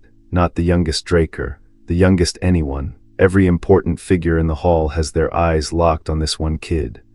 And the record he just smashed, it belonged to Howard, yeah, that Howard, the academy dean who in Zeke's past life couldn't have cared less about him. Imagine setting a legendary record, then living long enough to watch a 15-year-old casually delete it. Now you'd expect a heartfelt mentor moment here. Instead, his Master Duke shows up as the escort, openly furious, muttering that Arthur's working a retired man to the bone and calling him a sly fox for the whole. A master escorts his disciple excuse. Peak grumpy grandpa energy. Quick tour of the compound, spring garden for ceremonies, summer lock for business, autumn fell for internal rites and knightings, standard noble house HR, and then the winter keep, which just casually stores 1,000 years of rare artifacts. One of these is not like the others. Zeke's only ever heard of this place. Last life, right about now, he'd already been chased out of the academy, a total nobody. So every inch of this fortress he's seeing for the very first time. Keep that gap in mind. Duke walks him to a door and stops cold. Only the star of the banquet goes through this one. From here, the kid's on his own. Duke bows out, has other business, won't even attend, but not before telling him to be strong. Zeke, bone dry, calls his terrifying legendary master a worrywart. And honestly, it's kind of nice that someone worries. The star of the banquet, Sir Zeke Draker, is entering. Cue the entire room turning as one. Arthur Draker, leader of all dragon slayers, the single most powerful name in this room, personally declares Zeke's first step as a knight. Go forth, bring glory, the usual coronation script. And then he tacks on the part nobody saw coming, confer upon him the rank of knight, formal knight, at 15. The hall basically short-circuits. Isn't this too fast, even for the youngest Blue Knight ever? Here's why they're losing it, power scaling wise. In most houses, rank tracks how strong your aura is, not the Drakers. They awaken so fast that hitting blue is basically expected, so they weight real achievements way above raw aura. Rank here isn't power, it's a resume. For scale, Abel, the previous youngest Blue Knight, the butchering knight himself, still had to grind 3 whole months of achievements before they'd pin formal knight on him. Zeke got it handed to him at the party. No grind, that's the tier gap the whole room is feeling. Which means Arthur just openly broke his own house's oldest tradition. Only the Patriarch can grant ranks, so nobody can object, but nobody, the narrator included, can figure out what he's actually playing at. Arthur plays it cool, thrilled to introduce his son, won't brag further, doesn't want to look like a coddling parent. Sir, you just rewrote the rulebook for him in public. That ship sailed several sentences ago. Rites done, blessings for the talented young man's future, prayers for the continent's peace, one big group Drakers, the full ceremonial package. And here's the part that got me. Zeke clocks it too. In his past life, Howard was completely uninterested in him. Now that he looks talented, suddenly everyone's playing proud father. Told you the fake warmth would matter. This room only loves the version of him that's winning. Then Arthur pulls him aside, wants to talk privately, father and son, somewhere else entirely. Remember when I said hold on to how weird his interest is? This is the payoff loading up. But watch Abel, Arthur has to literally tell him to fix his face. That's not how an older brother congratulates his youngest. And we know why. Abel's the one secretly backing the Rome Empire, the one Zeke's been quietly monitoring. That scowl isn't sibling jealousy, it's a man watching his cover threat get promoted. Then the Patriarch slips him a token, one that buys a single report from anywhere in the household. Free intel, basically, and Zeke's reaction is the best part. He can't tell if it's good or bad, so he just lands on I don't get this man at all. Same, Zeke. And the real kicker, this banquet isn't one day, it runs several. Days of holding a perfect poker face in a room full of people specifically reading him. His verdict, being a noble, really isn't for everyone. And right as he's bracing for that marathon, someone new steps up, first time meeting him directly. She introduces herself, Melissa Alentia, first princess of the Alentia kingdom. Remember that whole doomed Alentia thread Cliff kept risking his life over? It just walked into the party. And her opening words, the fastest and cut. My bet. She calls him the fastest rising knight alive and flips this whole power flex into a political one. Alentia scouting the continent's youngest blue knight before the war Zeke already knows is coming. Tell me I'm wrong in the comments. This Princess Bose introduces herself all polite, and in Zeke's last life she vanishes without a trace while her entire kingdom burns to ash. So yeah, let's talk about how this chapter basically hands us the reason two of his enemies are about to start a war. Prediction episode, buckle up. First, Princess Melissa Alentia. Groundbreaking people-first policies while the actual king is sick and useless. Overwhelming public support, which, naturally, means the aristocrats can't stand her. Reformer princess the nobles hate. We've seen this movie. Here's the part I need you to hold on to. Before Zeke's regression, right as tensions with the empire spiked, this promising princess suddenly stops everything and disappears. Rumors of an empire assassination spread. Alentia falls in the war and the truth is just gone forever. Keep the missing princess in mind. But look where she's standing right now, alive, well, working the banquet, which tells Zeke the timeline he remembers hasn't happened yet. The clock just hasn't started. Comforting. She congratulates the youngest blue knight in history. He flatters her policies right back, and then deadpan drops that a lot of people call her reforms all show, no substance, to a princess, at her own compliment, bold. And instead of being offended, she's delighted. Says she never expected anyone to actually sympathize with her grievances, which is a very lonely thing to be happy about. This girl is starved for one honest person in the room. Then she excuses herself, can't monopolize the guest of honor, and glides off. Polite, careful, reading every glare in the room. She knows exactly how disposable she is here. Okay, prediction 1. Remember Cliff Reinhardt begging for the rose disease cure for a sick Alentian royal he loves. A princess who mysteriously goes silent and vanishes as tensions rise. I don't think she got assassinated. I think she got sick. Meanwhile, Zeke's internal monologue is just, this place does not suit me. I'd rather be training with Kaiser. 15 years old, record-breaking prodigy at a party thrown for him, and he wants to leave and swing a sword. Relatable king. Then clanking armor at a banquet. Zeke's dry little question of who wears full armor to a party hall is answered immediately, and the answer is the worst possible one. Callus Nerva Constantinus, 4th imperial prince of the Rome Empire, and in Zeke's last life, this is the man who joined hands with Abel. The two names Zeke least wanted in the same building just walked into the same building. And he is a nightmare guest, snaps his fingers, demands a servant fetch drinks, then orders Zeke, the guest of honor, to take a good long chug like it's a gift he should be grateful for. Refined man of the continent, allegedly. The whole crowd's thinking it too. The prince is behaving atrociously, and with the Draker's influence, pulling a stunt like this is genuinely a terrible idea. Nobody says it out loud. That's the thing about power. Everyone watches and no one moves. And right on cue, Abel glides in, greets Callus as the new rising son of the empire, and smoothly pulls him away to discuss something private. Away from all those listening ears. Rescues the whole room from the tension. What a gentleman. So the crowd eats it up, nothing but praise for Abel, the composed older brother saving his flustered little cousin. Zeke's read, if you didn't know what Abel's really like, sure, it'd look like a helping hand. He knows what Abel's really like. Here's the catch everyone at the party missed. The way Abel and Callus move around each other, too easy, too familiar. Zeke clocks it instantly. These two have known each other way longer than Kay's intel ever suggested. The spy network was behind.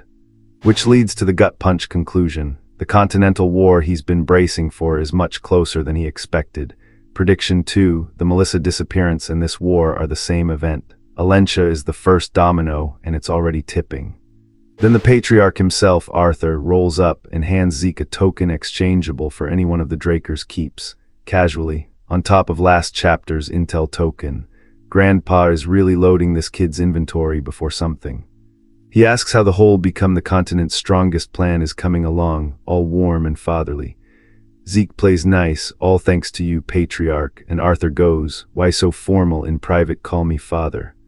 And that request sets off an alarm because it's the exact same call me sister thing Carly pulled. Zeke finally understands the discomfort he felt back then. When two powerful relatives suddenly want to be family, it's not affection, it's positioning.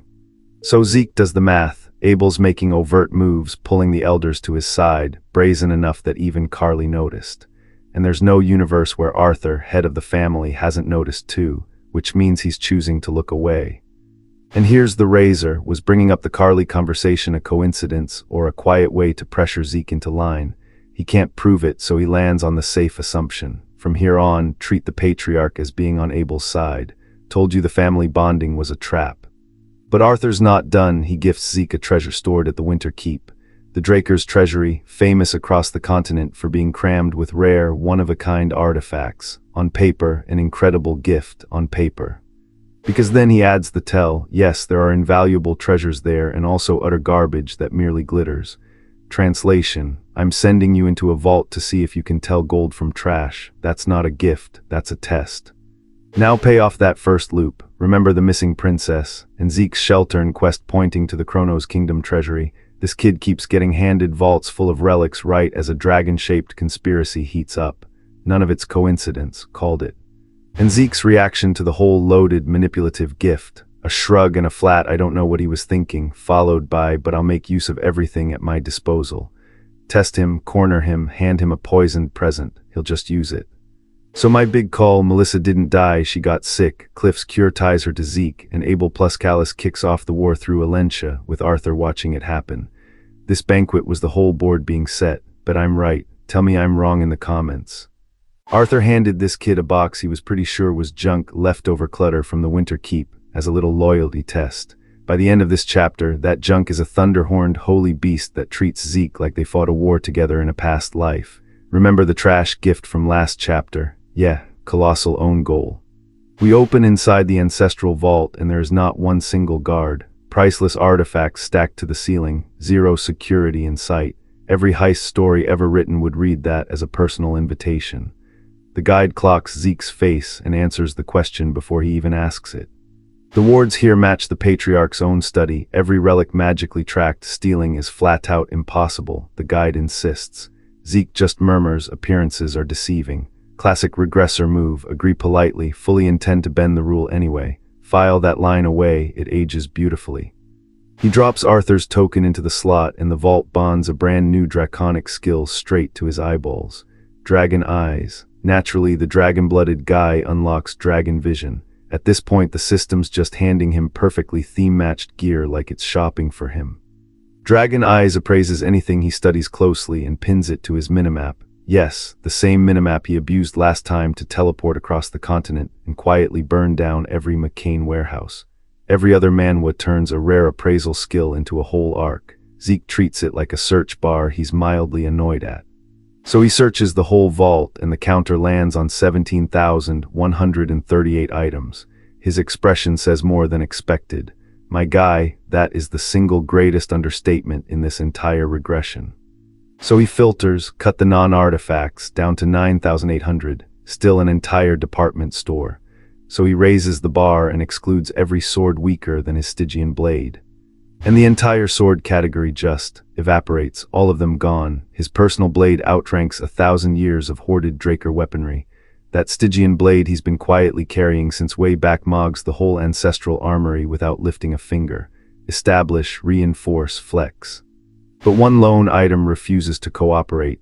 Dragon Eyes, the skill that reads literally anything, hits it and just returns a blank. No info, nothing. Hold on to that blank space because it is the entire reason this chapter exists. He follows the coordinates expecting some world-ending relic and instead finds a bracelet, a plain, boring, buy-it-at-a-market bracelet. The face he makes is the visual dictionary definition of deflation. Then it reacts to his title, heir to Terrakin Draker. This little bracelet personally knew the ancestor, the same Terrakin whose entire true history the family's been scrubbing off the continent for generations. The censored man keeps leaving fingerprints everywhere. Info finally loads, the sacred guardian stone. summons a beast matched to your soul, and mentioned like a casual footnote, it carries the fairy monarch's blessing. Brand new cosmic lore just strolled in disguised as a friendship bracelet. Nothing in this world is ever just an accessory.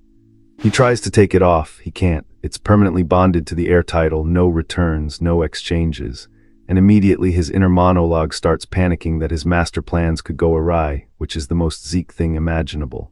A free legendary artifact welds itself to your wrist, and your first emotion is annoyance about scheduling. The stone activates on its own and starts scanning for a summon that fits his soul. He didn't even ask it to. Bracelet's running the show now. It finds one and pulls a holy beast right into the room. The system's entire commentary is a single word, overwhelming, and for once the art completely backs it up. Let's do inventory real quick. Bahamut's heart sealed inside his chest, Bahamut's fang, and now a soul-bound holy beast summoner. Zeke asks the only sane question left: how much stuff did Terrakin actually own? Because at this rate the answer is just everything worth having on the continent. And here's the beat that actually cracked me. He's never met this creature, yet it feels like reuniting with an old friend, and the beast says it right back. I like you too, it feels familiar. Two souls recognizing each other across a whole lifetime. Okay, that's actually kind of moving. Give it a name, the system says, and he can summon it whenever he wants, so he names it. Bucephalus, a draconic steed, twin horns that call down actual thunder, officially ranked king of the draconic steeds. And if that name tickles something in the back of your brain, it's literally what Alexander the Great named his warhorse. This series is not even pretending to be subtle, and honestly, I respect it. The steed instantly kneels to offer him a ride because they're apparently best friends now. First time ever meeting, zero warm-up, straight to lifelong bond. Now the real payoff. The guide got weirdly, visibly reluctant the second Zeke picked this bracelet, meaning it was one of the trash items Arthur unloaded on him last chapter. Told you that blank info panel mattered. The family literally never clocked what they were giving away. Regressor knowledge strikes again. He genuinely assumed he'd only recover Terrakin's legacy through dungeons the system pointed him toward, grinding it out the hard way, one crawl at a time. Instead, he tripped over a king-rank holy beast in the family junk drawer. Even he admits it out loud, got pretty lucky. Loot secured, ego fully restored. He decides it's finally time to head home and decompress from that exhausting banquet. Cue the universe immediately saying no. Because Cliff Reinhardt is waiting for him, and he's gone all stiff and formal, calling Zeke formal knight of Draker. Quick reminder, this is the merchant who had him abducted for the rose disease cure and now owes him 3 open-ended requests. The sudden politeness immediately creeps Zeke out, and honestly, same. Zeke's response is pure operator. Don't come find me out of nowhere like this. You'll wreck my future plans if anyone connects us. The man is quietly running an entire shadow network. He cannot be caught casually networking with a famous merchant. But Cliff's hand was forced. Someone demanded this meeting regardless of the consequences, and she steps into frame. First Princess Melissa Alentia, the reformer from his banquet, the one whose whole kingdom collapsed in his last life. We meet again, Sir Zeke Draker. So the princess history says vanishes the moment the war ignites, is now personally tracking Zeke down through his own merchant. My bet, she's not here for pleasantries. She wants that rose cure for the sick Alentian royal, and she's about to become his most dangerous alliance yet. Tell me I'm wrong in the comments. The most dangerous person in this chapter never draws a sword, never raises her voice, and by the end she's read this kid better than his entire spy network could. That's the whole episode. This is a war fought with information, and the princess is winning it. Let's go. First reveal, and it's a good one. The true head of the Reinhardt merchant group, one of the 10 great merchant groups, is Melissa Alentia. The first princess, Cliff's just the face. She's been running a top 10 empire from behind a crown this whole time. And she's been playing the timing perfectly. She quietly scaled back her foreign affairs, then showed up at Zeke's promotion banquet, right as the rose disease patient got fully cured off the medicine Cliff bought. She doesn't do coincidences. So she gets to the point, she wants his assistance. But first, read the documents. Classic power move, don't argue your case, just hand the other person the evidence and let them arrive at your conclusion on their own. And here's the part that recontextualizes the entire arc. The rose disease, the lethal pandemic Zeke built the cure for, is a pathogen created with magic. It's not a plague, it's a weapon. And before you call it a stretch, this was analyzed by the Nirvana family, one of the three transcendent households, the ones best at magic on the continent. If they say it's man-made, it's man-made. That's about as authoritative as a source gets here. And Zeke, who's normally 3 steps ahead of everyone, actually gets rattled. It's spreading faster than it did in his past life.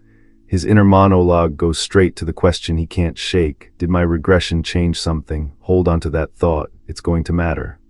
Now the documents lay out the smoking gun. The disease was first spotted in a village on the border between Alentia and the Rome Empire. Border of 2 nations. Sounds like a natural outbreak. Sounds fair. Except the spread isn't heading toward the empire. Not even a little. A disease that starts on a shared border should bleed both ways. This one picked a direction. It's only going to Alentia, only. A magically engineered pathogen released on a border that politely refuses to infect the empire and marches straight into the princess's kingdom. Subtle. So they land on the same page. Someone created the rose disease and is spreading it into Alentia on purpose. This isn't a pandemic. It's an assassination of an entire kingdom in slow motion. And this is where Zeke's memory does the heavy lifting. Called it earlier, in his past life, Alentia was annexed by the empire. He always assumed war. Turns out the kingdom fell because of the disease first. The war was just cleanup. So now he understands why she needs him specifically. He's the one person alive who can produce the cure, and she's the one person who knows exactly how bad it gets if she can't distribute it. Her actual ask, the rights to mass produce and distribute the treatment. Because, and this is a lovely detail, the last contract only gave Reinhardt the rights to produce it, not to hand it out. She needs a second contract for that. She also clocks that Zeke wrote in a very interesting condition of his own, some clause letting him annul the deal. He waves it off. No plans to annul, Your Highness. Sure, everyone in this room is armed with paperwork. Then she names her price, 20% of the Reinhardt Merchant Group's shares. A top 10 group, that is, conservatively, millions of gold. She's offering him 1/5 of a merchant empire for some medicine. And Zeke, being Zeke, is already doing the math ahead of her. The group only grows bigger if it doesn't collapse alongside Alentia in the war like it did in his last life. So the shares aren't the prize. Keeping Alentia alive is the prize. The shares just come with it. But before he says yes, he pulls the thread that's been bugging him. He tells her flat out, I may have sided with the empire. So why are you openly handing me this intel and 20% of your group? It doesn't add up. And here's the beat that proves the whole point. She just knows. She knows he hasn't sided with the empire, not from a spy report. From perception, she sharpened running a merchant group for years. She reads people for a living. She watched him from afar after the banquet, says it was subtle, but his behavior toward anyone tied to the empire was cold. Remember, this is a guy whose entire game is not being read. And she read him from across a room. And the receipt, that's why he declined the handshake with Callus, the 4th imperial prince. To everyone else it looked like polite respect, a bow instead of a shake. To her it was an instinctive flinch of disgust. She saw the twitch nobody else did. You aren't on the Empire's side, spot on. Told you the scariest person in this room never touched a weapon. She dismantled his cover with a memory and a hunch.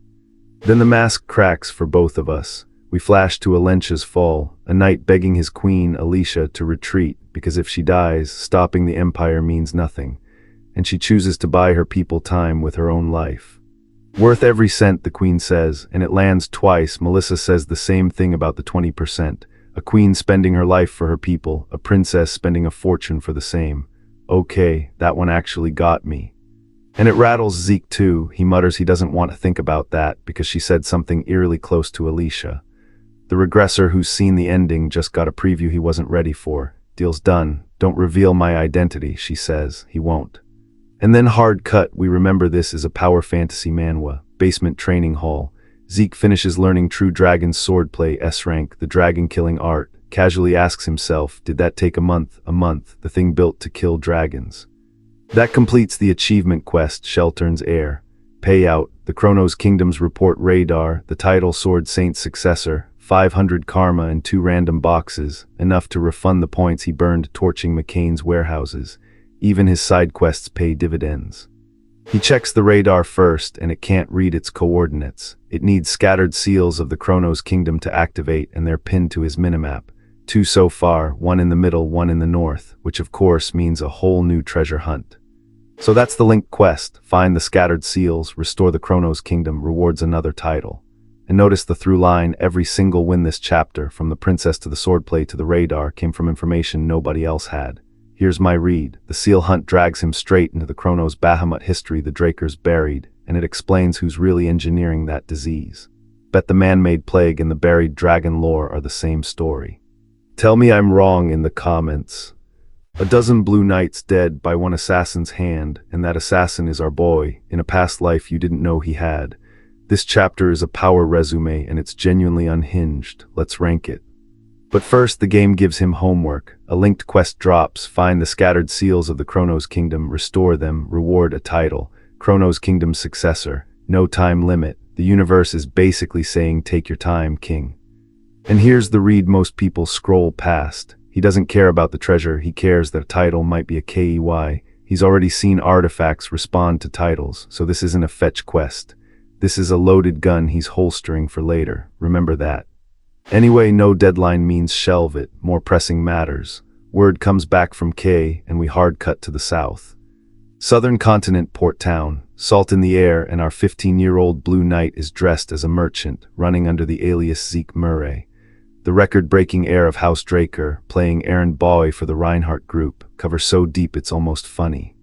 The escort tells him the merchant clothes suit him and to keep his guard up till the end, because protection and escort are both part of the job. Translation: this is a bodyguard mission dressed as a business trip. Zeke asks the smart question, what's actually going down in the south, some festival, and the answer is beautiful. I wouldn't call it a festivity, it'll be far more chaotic than one. Cool, love that for us. Here's the chaos. Today is Don Juan's birthday, which sounds cute until you learn it's also the day every McCain executive gathers for business. And the center of the deal, Kay plus her supporter, Zeke Murray, are walking straight in. A jumpy merchant guide barges in, panics, offers to come back later, then leads them to the carriage. Standard nervous NPC energy. In the carriage, Zeke goes, "Are you planning to go to war with McCain?" Then, "I was just joking." Hold on to that joke, it ages, interestingly. Kay's face says it all. She can't take a single thing he says as a joke. Valid. This is the man who burned every Soma warehouse on the continent for a laugh. The safe house looks like a dump outside, but inside it's kept to hotel standard with hidden storage. Then Zeke calls a briefing, and Kay snaps that this is the fifth one. Even a Soma addict would have memorized it. And this is where the mask slips a little on her, not him. Kay admits she doesn't have nerves of steel and she's terrified. She got dragged into this. Zeke, of course, has zero nerves to lose.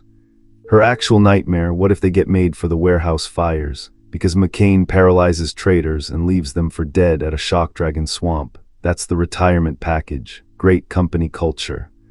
Then Zeke deadpan tells her mages get handled differently. Southern belief says keeping a mage's cadaver brings luck. And those finger-shaped necklaces every McCain member wears, not shaped like fingers, they are fingers. Establish, reinforce, and then the reveal guts you.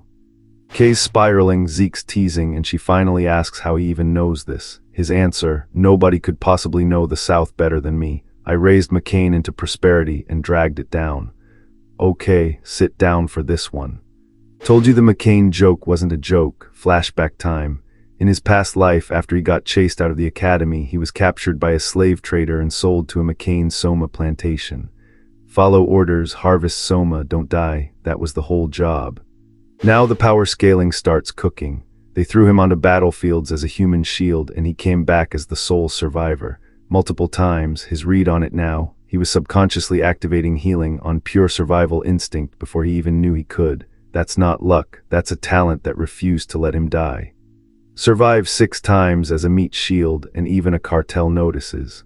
Don Juan pulls him off the front line and decides to make him a hitman. And here's the actual tier list. He'd sneak up with his presence fully hidden, and Blue Knights would spot him anyway. He'd land a poison blade, and they'd manipulate their aura to burn the toxin right out. Blue Knight defense is absurd, but as he puts it, even a Blue Knight is only human, so he adapted around every one of those tricks. The count: over a dozen dead Blue Knights. Let that land. A slave kid with no title, no house, no cheat system, out here farming an entire rank of elite knights like it's a daily quest. That's the floor of what this guy is. The floor. He climbed, took credit for the ruin of the rival Paybella cartel, rose through the ranks and became Don Juan's foster child, the rightful heir.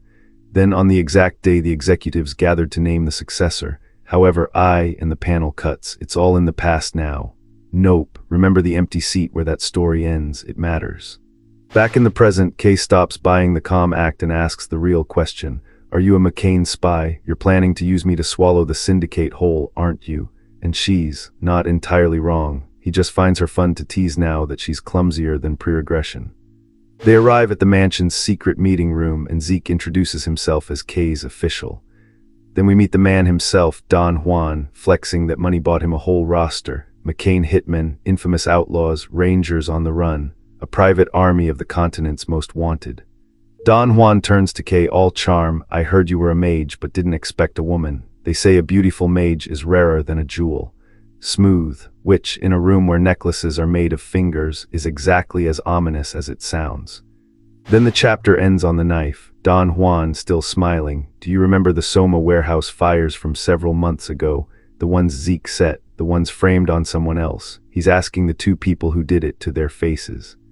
So here's my call. Don Juan doesn't actually know it was them. He's fishing, and Zeke, the guy who once ran this entire cartel, is about to outplay the man who made him. The heir returns to poison the throne. Bet that's the real arc. Tell me I'm wrong in the comments. A guy walks into a crime lord's birthday party with no gift, and 40 pages later the birthday boy has personally executed his own right-hand man. Zeke never drew a blade, he just brought a photo. It opens mid-accusation. Someone's already declared there's a traitor in the room, the one who conspired with Paybella to torch McCain's warehouses, which, if you were here last chapter, you know is technically true and also completely not the guy about to get blamed. Quick refresher, those warehouse fires, Zeke set them, every single one, then framed Almencho and mailed the receipt to the boss, so the traitor in the room is the accuser. Hold on to that, it's the whole con. The room reacts like a room full of professional criminals should, instantly, loudly, and by screaming to drag someone out. Great instincts, guys, zero direction. Absolutely no idea it's the calm merchant they should be worried about. Don Juan does the boss thing. You mean to suggest my beloved brother Joaquin is a traitor, deadly quiet, and here's the read, he doesn't actually want an answer. He wants a reason to make this go away. Then the pivot, or shall I say Almencho, confess with your own tongue. Notice nobody's shown proof yet, this is pure pressure. Zeke isn't winning on evidence, he's winning on vibes and a very specific psychology. And my favorite panel, a henchman, sweating, thinking how did he notice what even the boss couldn't? Buddy, he didn't notice. He manufactured it months ago and is now collecting. Everyone skips this line, it's the whole chapter. Don Juan grants him the floor. Who here would dare betray McCain? And Zeke steps forward like he's been waiting for this exact invitation, which he has, since a slave plantation, technically.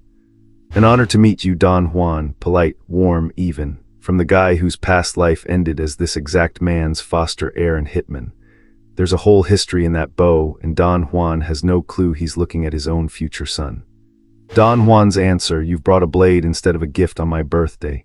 Best birthday line in Manhwa this month, and he's right, the gift is a weapon, it just isn't sharp, it's paper. The bodyguards clock the problem, no opening. Attack from range, and he'll just use Joaquin as a shield. Everyone assumes Zeke's a Paybella assassin. Nobody in this cartel considers he might be smarter than all of them combined. Almencho fires back, you're the Paybella spy, and you're suspecting me, which is the funniest possible thing because he is the spy, and he still gets to say a true sentence and be doomed by it anyway. Zeke, unbothered, you think I'd do this without proof, and out it comes, the photo, the report. Remember I said the whole thing runs on paper, here's the paper. You've brought something quite interesting, Zeke Murray. Now watch how he builds the case because the reasoning is the flex. First move, geography. Nobody likes pirates, but Southerners hate them most because they're closest to the outposts and eat the biggest losses. So when Zeke reveals Paybella were pirates, he's not just naming a rival. He's turning the entire southern continent's grudge into a weapon. That's a scary level of homework. Then the report drops, it ties the Soma warehouse fires and the Paybella deal straight to Joaquin. Is it real evidence? No. Is it enough to survive scrutiny? Also no, and Zeke knows it. That's the part everyone misreads.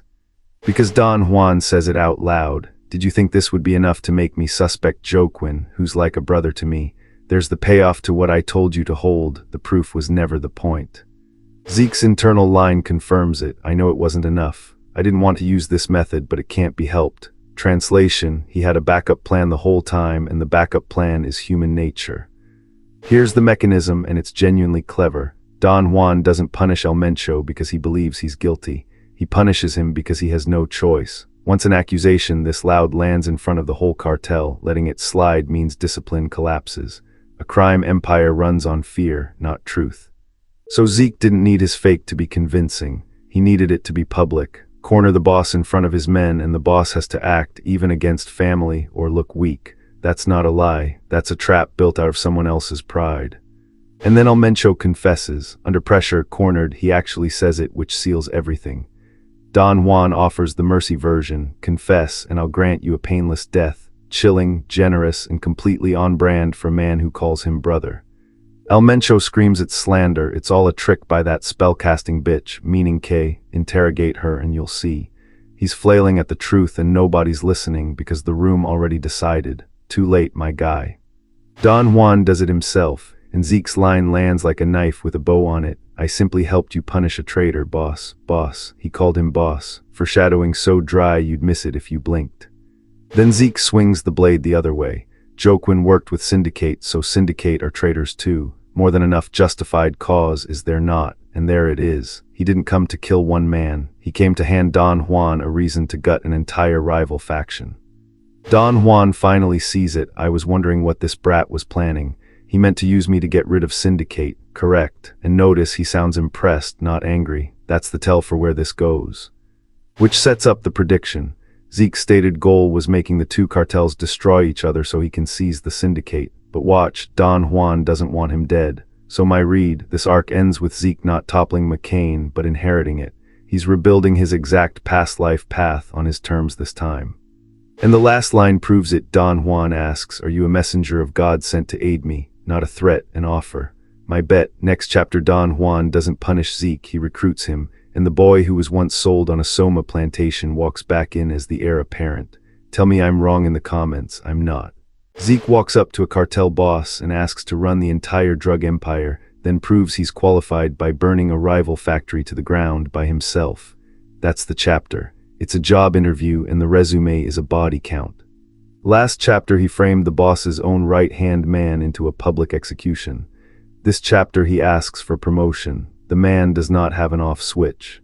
And this is the exact plan he set up 2 chapters ago, paying off. Turn the cartels on each other, then walk into the wreckage and pick up the pieces.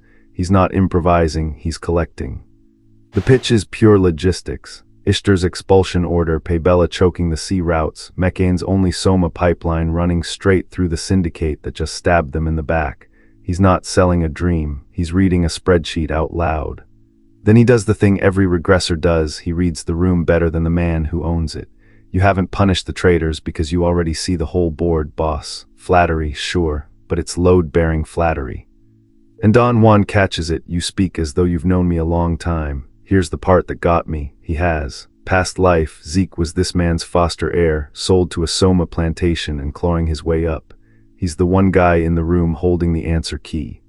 So the real ask drops. He and Kay take Soma distribution off the Syndicate entirely and run it themselves. A casual bid for control of the whole southern trade, delivered like he's ordering lunch. Don Juan's answer tempting, but deals run on trust, and this is a first meeting.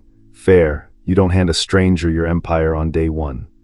Zeke, then how about this instead? Never let a regressor say those words. It always ends with someone's factory on fire. The counter, he'll personally wipe out the district run by one Paulo Santos. Nickname, Coward Paulo. Earned it by putting his own safety above literally everything, which inside a cartel is less a habit and more a personality disorder. Now catch this, a man at his first ever meeting somehow knows an obscure executive's real name and his humiliating nickname. Nobody in the room blinks. That's regressor privilege. You show up already knowing the ending and just act surprised for everyone else's sake. Zeke internally, as long as it benefits me, who cares how I know? Don Juan, that could earn my trust. 2 professional liars shaking hands over a lie they both understand. So the boss sends his elite assassin squad along to support him. Zeke translates in real time, "They're here to watch me." Support his ass, his words, "I'm just the messenger." And Kay, she's now under Meccane's protection, which is a very long, very polite way to spell hostage. Callback to every deal in this arc, nobody here trusts anybody, so everyone keeps a knife under the table. Zeke bows out smooth, "Take good care of Kay, boss." Ice cold, leaves his own ally as collateral and doesn't so much as flinch. Cut to the Paybella plant. This is where the interview gets graded. Meet Manuel, captain of the assassin squad, the man sent specifically to spy on Zeke. He spends his entire introduction doing the exact opposite. His scouting report reads like a Stan account, double the stamina of any hitman, moves like he memorized the entire southern jungle, beats the wolf tribe beastkin, the priciest mercs alive, in close combat. He lands on one word, monster. Zeke tells them to wait here and keep watch. They came as overseers. He's just assigning them their honest job title. And here's the rule of three. They came to observe. They insist they're only here to observe. And the captain's big, brave, decisive call is to observe. From cover. No need to walk into the flames, he says with his whole chest. Then he's already rampaging. Somewhere a cartel boss thinks he's supervising this man. He is supervising a natural disaster. The guards see the blade and completely lose it, screaming for the magic weapon. Unit the second, the elemental sword lights up. That's the S-rank swordplay he ground out earlier, finally getting its live demo, and the audience is not ready. A rival powerhouse mounts a fast response. Zeke's verdict doesn't even count as a warm-up. They roll out a full magic tank, and this man's reaction is an accounting note. Hiring mages would have been cheaper. He is mid-massacre, doing their budget for them. Genuinely the funniest guy in any room he's currently destroying. Then the honest line, before Regression, the mere sight of a magic tank would have had him sprinting the other way. Now he walks straight at it. Same man, second life, zero fear, the entire Regressor arc compressed into one panel. And through all of it he's calm because he's waiting, about time for him to show up. He knew someone was coming, of course he did, he always does. Then the system fires off. Black Mamba's poison detected and immediately negated because immune to all poisons, and his healing factor's constant regen gets flat out suspended by an administrator's request. A poison master just arrived, and something bigger reached in and changed Zeke's settings for him.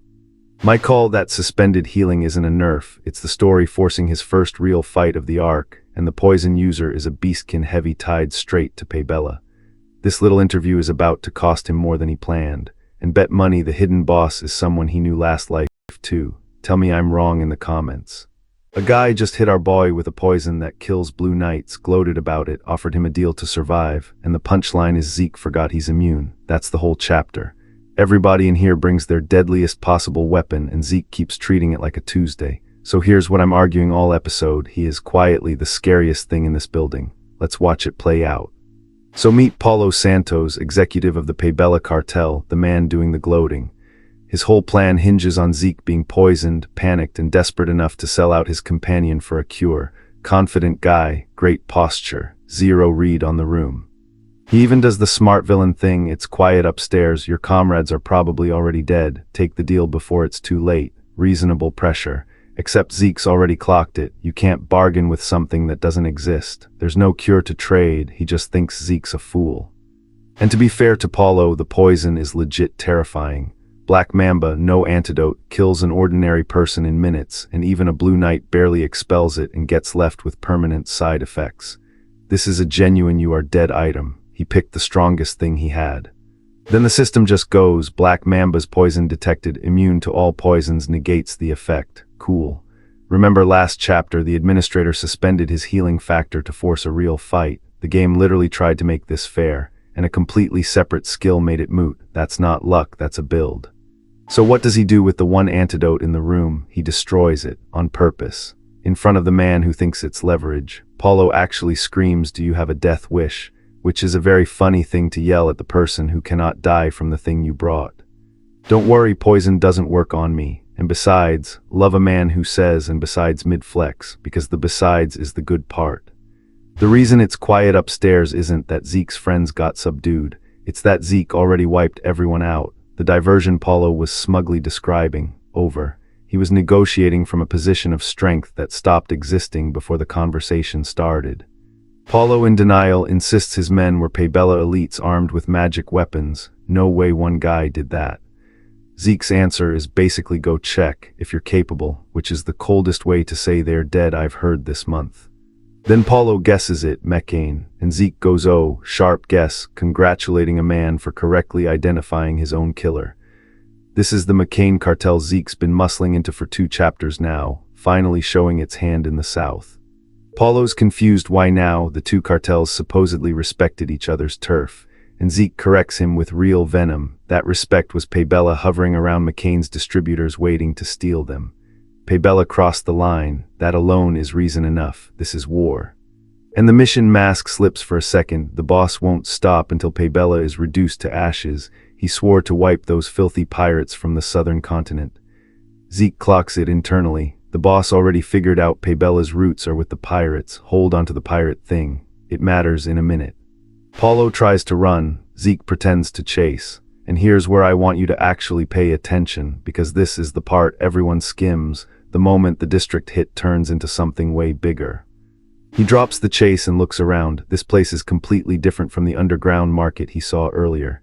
He's in ruins, and on the way here traps, so many traps. He drew a map in case eyes were watching, which he says was exhausting, and coming from the guy who soloed an armed elite squad, that's the flex. But the catch, the traps weren't part of the ruins, they were set recently. So Zeke asks the exact right question. What were the Pabella bastards doing down here? A cartel doesn't booby-trap ancient ruins to sell drugs. They're guarding something. Before he can dig more enemies, he keeps running into these guys no matter where I go, the deadpan of a man mildly annoyed that his side quest keeps spawning mobs. And then he clocks the thing that upgrades the whole chapter. These aren't just Pabella, the Empire's uniting with them. Southern pirates and the Imperial military, same side in the same ruins. That's the loop from earlier snapping shut, the pirate routes, the recent traps, the guarded ruins. It was never a drug district. And the Imperial handler confirms it, complaining he hates working with these southern bastards who should have ended it themselves. What were they thinking letting a rat get this far? The rat, for the record, is Zeke, who's about to make this his most informative day ever. He tells Zeke to forget about leaving alive, and Zeke's brain is already somewhere else. He remembers the hunting dogs operation map from the giant mountains and ruins in the southern continent being marked on it. Could this be one of the ruins holding the relic the Emperor's chasing? Yeah, it is. Now the fight. The Imperial's dagger looks ordinary, but Zeke sees wind ripple along the blade before it's even swung and just goes assume it's an artifact. Handle with caution. Man's doing frame-by-frame threat assessment mid-duel. Casual. Then a magic scroll, brace for impact. Zeke deadpans, be that scared. It's a soundproof and barrier spell, nothing lethal, which to a normal person is a relief. To Zeke, it's a gift. Because it means for 30 minutes nothing gets in or out and he doesn't have to worry about being discovered. His actual reaction, opportunities to test out new techniques are rare, so I should enjoy this to the fullest. The enemy locked them in a soundproof box. He said thank you. And this is my thesis paying rent again. The guy is having fun. Everyone else came to kill him. He came to a free training arena where the dumb is fight back. That's the horror movie energy, the monsters enjoying it.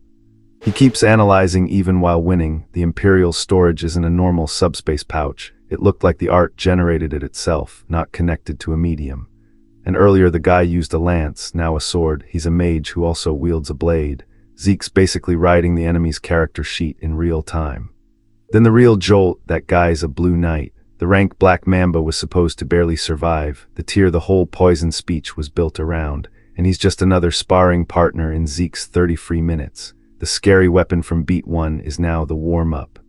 Cleanup is pure Zeke. He burns the corpses, makes them hard to trace, and stages it so it looks like McCain hired not just knights but mages for the raid, which will only intensify the McCain-Pabella conflict. He's fighting a war and running a disinformation op in the same afternoon. And he lands the mystery. Why are Pabella and the Empire cooperating? Best guess, a joint hunt for the Southern Relic. Before Regression, when he came here, there were no such signs. But that was about 3 years from now, so maybe they'd already found it and pulled out by then. So the Regression already changed the board. He's disrupted the Emperor's plan early, and he shrugs it off with as long as the result is good. Then decides he should really head back, like a man leaving the gym. Except someone outside felt it, an overwhelming, sinister aura that vanished like magic and came out to look. Final line, an uninvited guest has arrived. Here's my call. That presence sensed Zeke's aura through a barrier that was supposed to hide everything, so it's someone strong enough that 30 free minutes won't help him. But the next chapter's real fight is that guest, not the pirates. Tell me I'm wrong in the comments. This guy is wearing the single most broken piece of armor the Empire ever made, an artifact that literally repairs itself mid-fight, and our boy turns it off with one touch. Welcome back to the barrier. 30 minutes, no exits, and Zeke asked for this. First, let's rank the gear because that's the whole fight. The armor's called Regression. Lightning enchantments, automation, restoration magic, it fixes itself, and it's sworn to the Red Knights of the Roman Empire. On paper, this is a supreme artifact of artifacts, S-tier equipment before the guy inside even swings. But watch this line. Zeke clocks that this Regression is a little different from the Empire's Regression. He's not admiring it, he's appraising it. Hold on to that word, different. It's the whole chapter and everyone's gonna skip right past it. The night opens with the classic, "Who are you?" which, respectfully, is the wrong question. You're locked in a soundproof box with a regressor who plans 3 moves ahead. The right question was, can I leave? Answer's no. So the fight starts and Zeke immediately does the analyst thing I love. He tests the armor. Is Regression also enchanted with strength-enhancing magic? He's not panicking, he's benchmarking, taking a hit just to log the damage number. That's cold. Then the kit comes out, elemental sword, steel field activates. This is a control skill, area denial, lock the space down. He's not swinging wild, he's fencing the guy into a corner of the box he built. Flash bang next, got you. And that little 2-word flex tells you the tier gap. Zeke's using utility skills, blinding tools, the stuff you bring when you're already confident the raw duel is yours and you just want it clean. And here's the feat that actually moves his ranking. He perfected the aura blade, mid-combat, against a live opponent. Most knights spend years chasing a stable aura edge. He finalized his in a fight he treated like a practice session. Draconian skill, dragon scale armor, comes online too, so now the scaling's clear. The knight has the best armor money and empires can buy, and Zeke just grows his own. One's equipment, one's bloodline. Equipment can be turned off, keep that in mind. Now the reveal. Remember he asked who Zeke was. He answers his own intro instead. The knight's name is Cain Gaiman's Constantinus. And Zeke's brain immediately does the thing ours should be doing. That surname is not normal. Because Constantinus is inherited only by the imperial bloodline of the Roman Empire. That's not a knight captain, that's royal blood swinging at you in a cave. His floor just jumped a whole tier on the org chart alone. And it gets worse. The middle name Gaimans, those are reserved solely for Elector Prince families. The houses with the right to elect the emperor. So this man can, in theory, pick who runs the continent. And he's out here testing his sword on a merchant in a hole in the ground. Then the system chimes in with a new mechanic, miasma detected. Slay a target bearing miasma, get bonus points. New corruption stat just entered the ranking sheet and it's attached to imperial royalty. That's not a coincidence. Funniest part, Zeke sees the word miasma and internally goes, I don't even know what that is. The regressor who's memorized 2 timelines, blanking on a lore term, refreshing. Even the walkthrough guy skipped a page. Cain, meanwhile, is thrilled. Says he never imagined meeting a knight who could rival him out here, so he'll show proper respect, fight with all his might, and grant Zeke an honorable death. Peak swordsman noble energy. Establishes he thinks he's winning. Reinforce that. Zeke's read is pure tactics. The guy's too strong standing on his sword footing, so step 1 is drag him off it. He's not trying to outpower the armor, he's trying to unplug it, and this is where different pays off. Mana reflection activates, and suddenly Regression's functions stop. The self-repairing, lightning-slinging, empire-sworn supreme artifact just goes dark like someone flipped the breaker. Told you the armor was the weakness. Called it. Cain's whole tier just collapsed in real time. What did you just do? And Zeke, deadpan, dead-eyed, I don't understand what you mean. The single most disrespectful sentence in the language when you obviously just did the thing. But hold on, this isn't a clean sweep. The system fires back. The administrator's miasma corrosion rate exceeded the permissible limit, and healing factor's effectiveness got reduced. Same thing that got throttled last chapter. Zeke's region is being nerfed by an outside hand mid-duel. So the real scoreboard, Zeke bricked the enemy's armor, but an administrator quietly bricked his healing right back.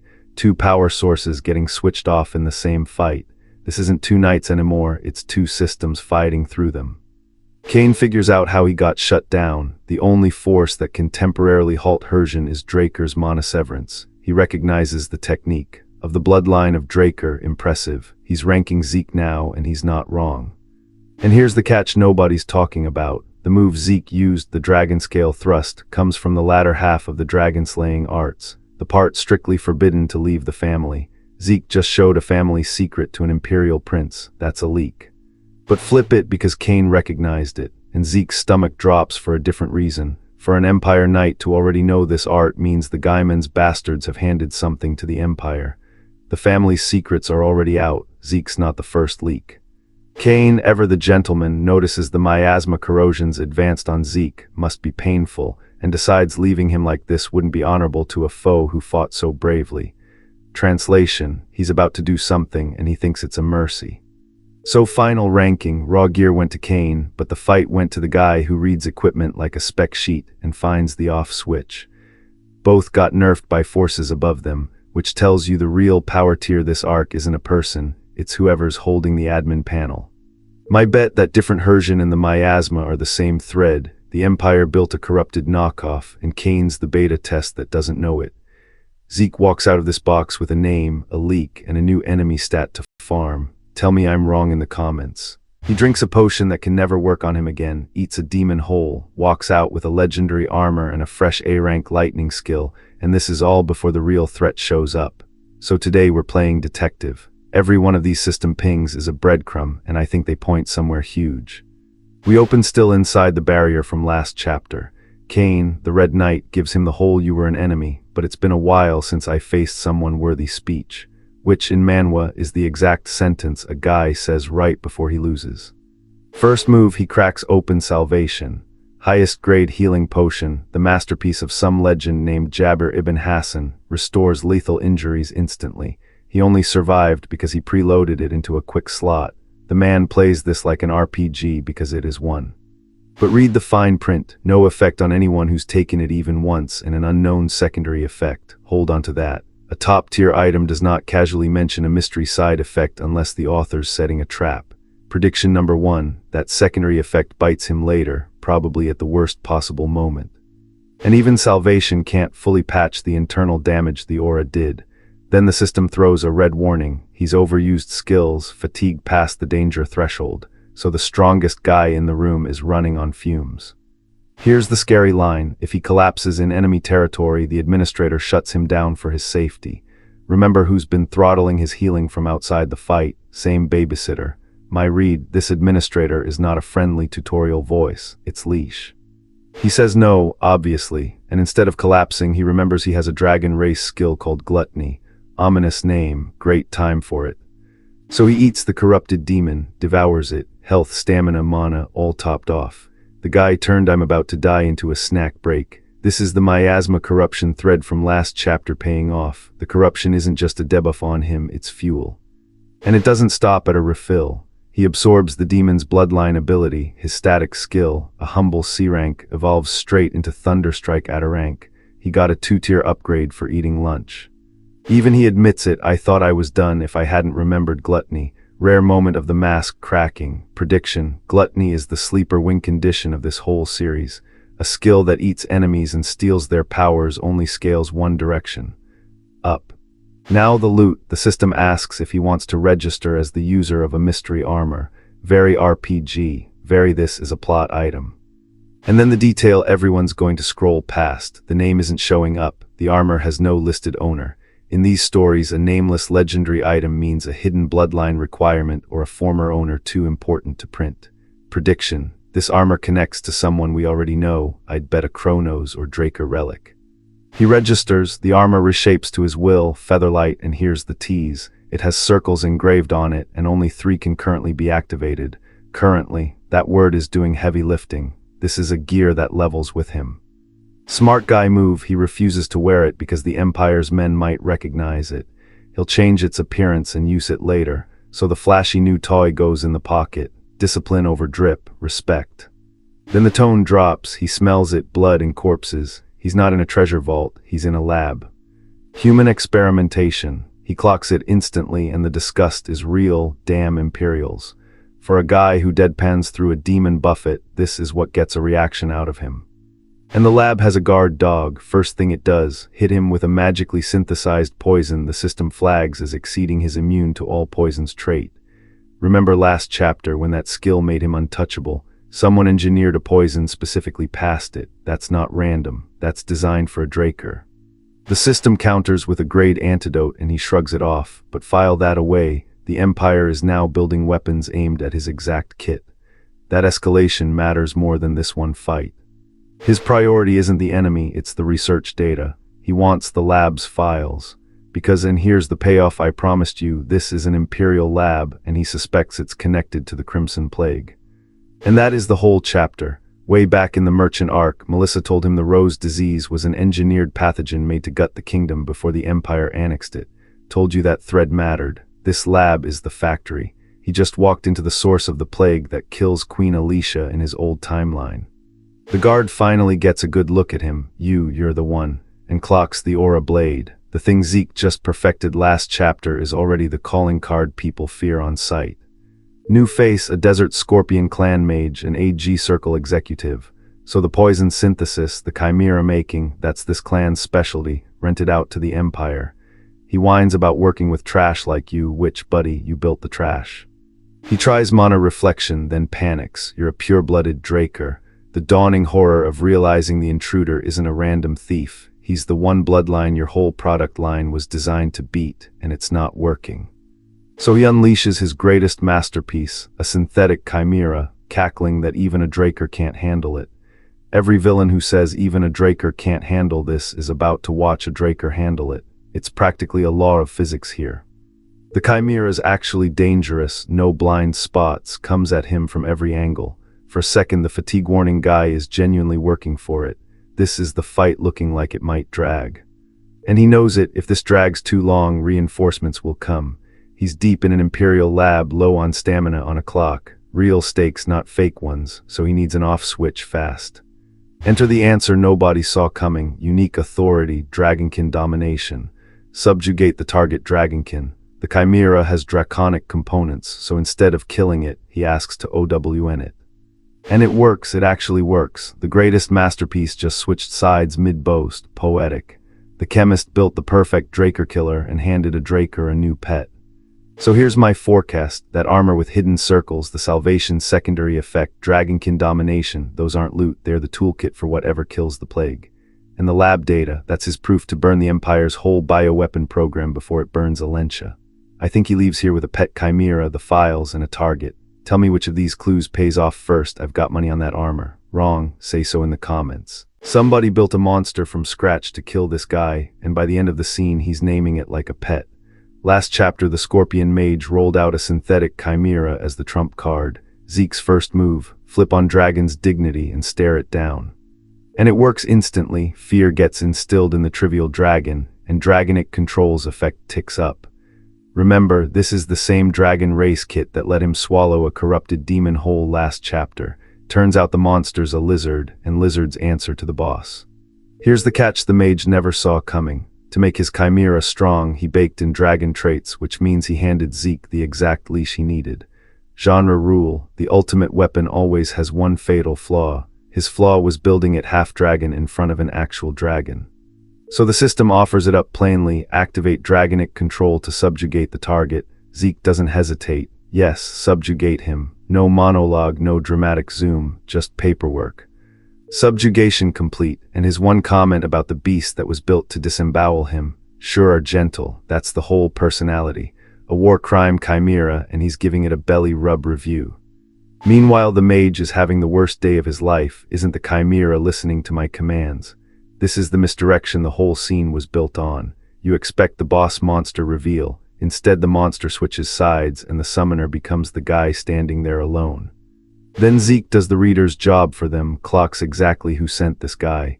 Gurav al-Rumani, second in command of the outfit. He's cross-referencing his enemies mid-fight like he's got a spreadsheet open, because functionally, the regressor always does. And the button on it, the system asks if he wants to name the subjugated dragon. Named ones can be summoned anytime he calls. So the assassination attempt ends with Zeke gaining a free on-demand dragon. What, you don't like it? Too late now. Buddy, you're a summon now. Hard cut back to the cartel, and it's a payoff to a promise. Don Juan, you've truly eliminated cowardly Paulo. Zeke, I keep my promises. 2 chapters ago, he pitched wiping out Paulo's district solo to earn trust. Hold onto that, because Don Juan is about to reward him in the worst possible way. The reward is a speech. Valiant warriors have the right to be respected. I treasure strong warriors as if they were my own children, which sounds sweet. It is not sweet. Because Zeke translates children in real time, the type he can freely use, Fort 9, then scrap. And this is the callback that hits. In his past life, Zeke was one of those children.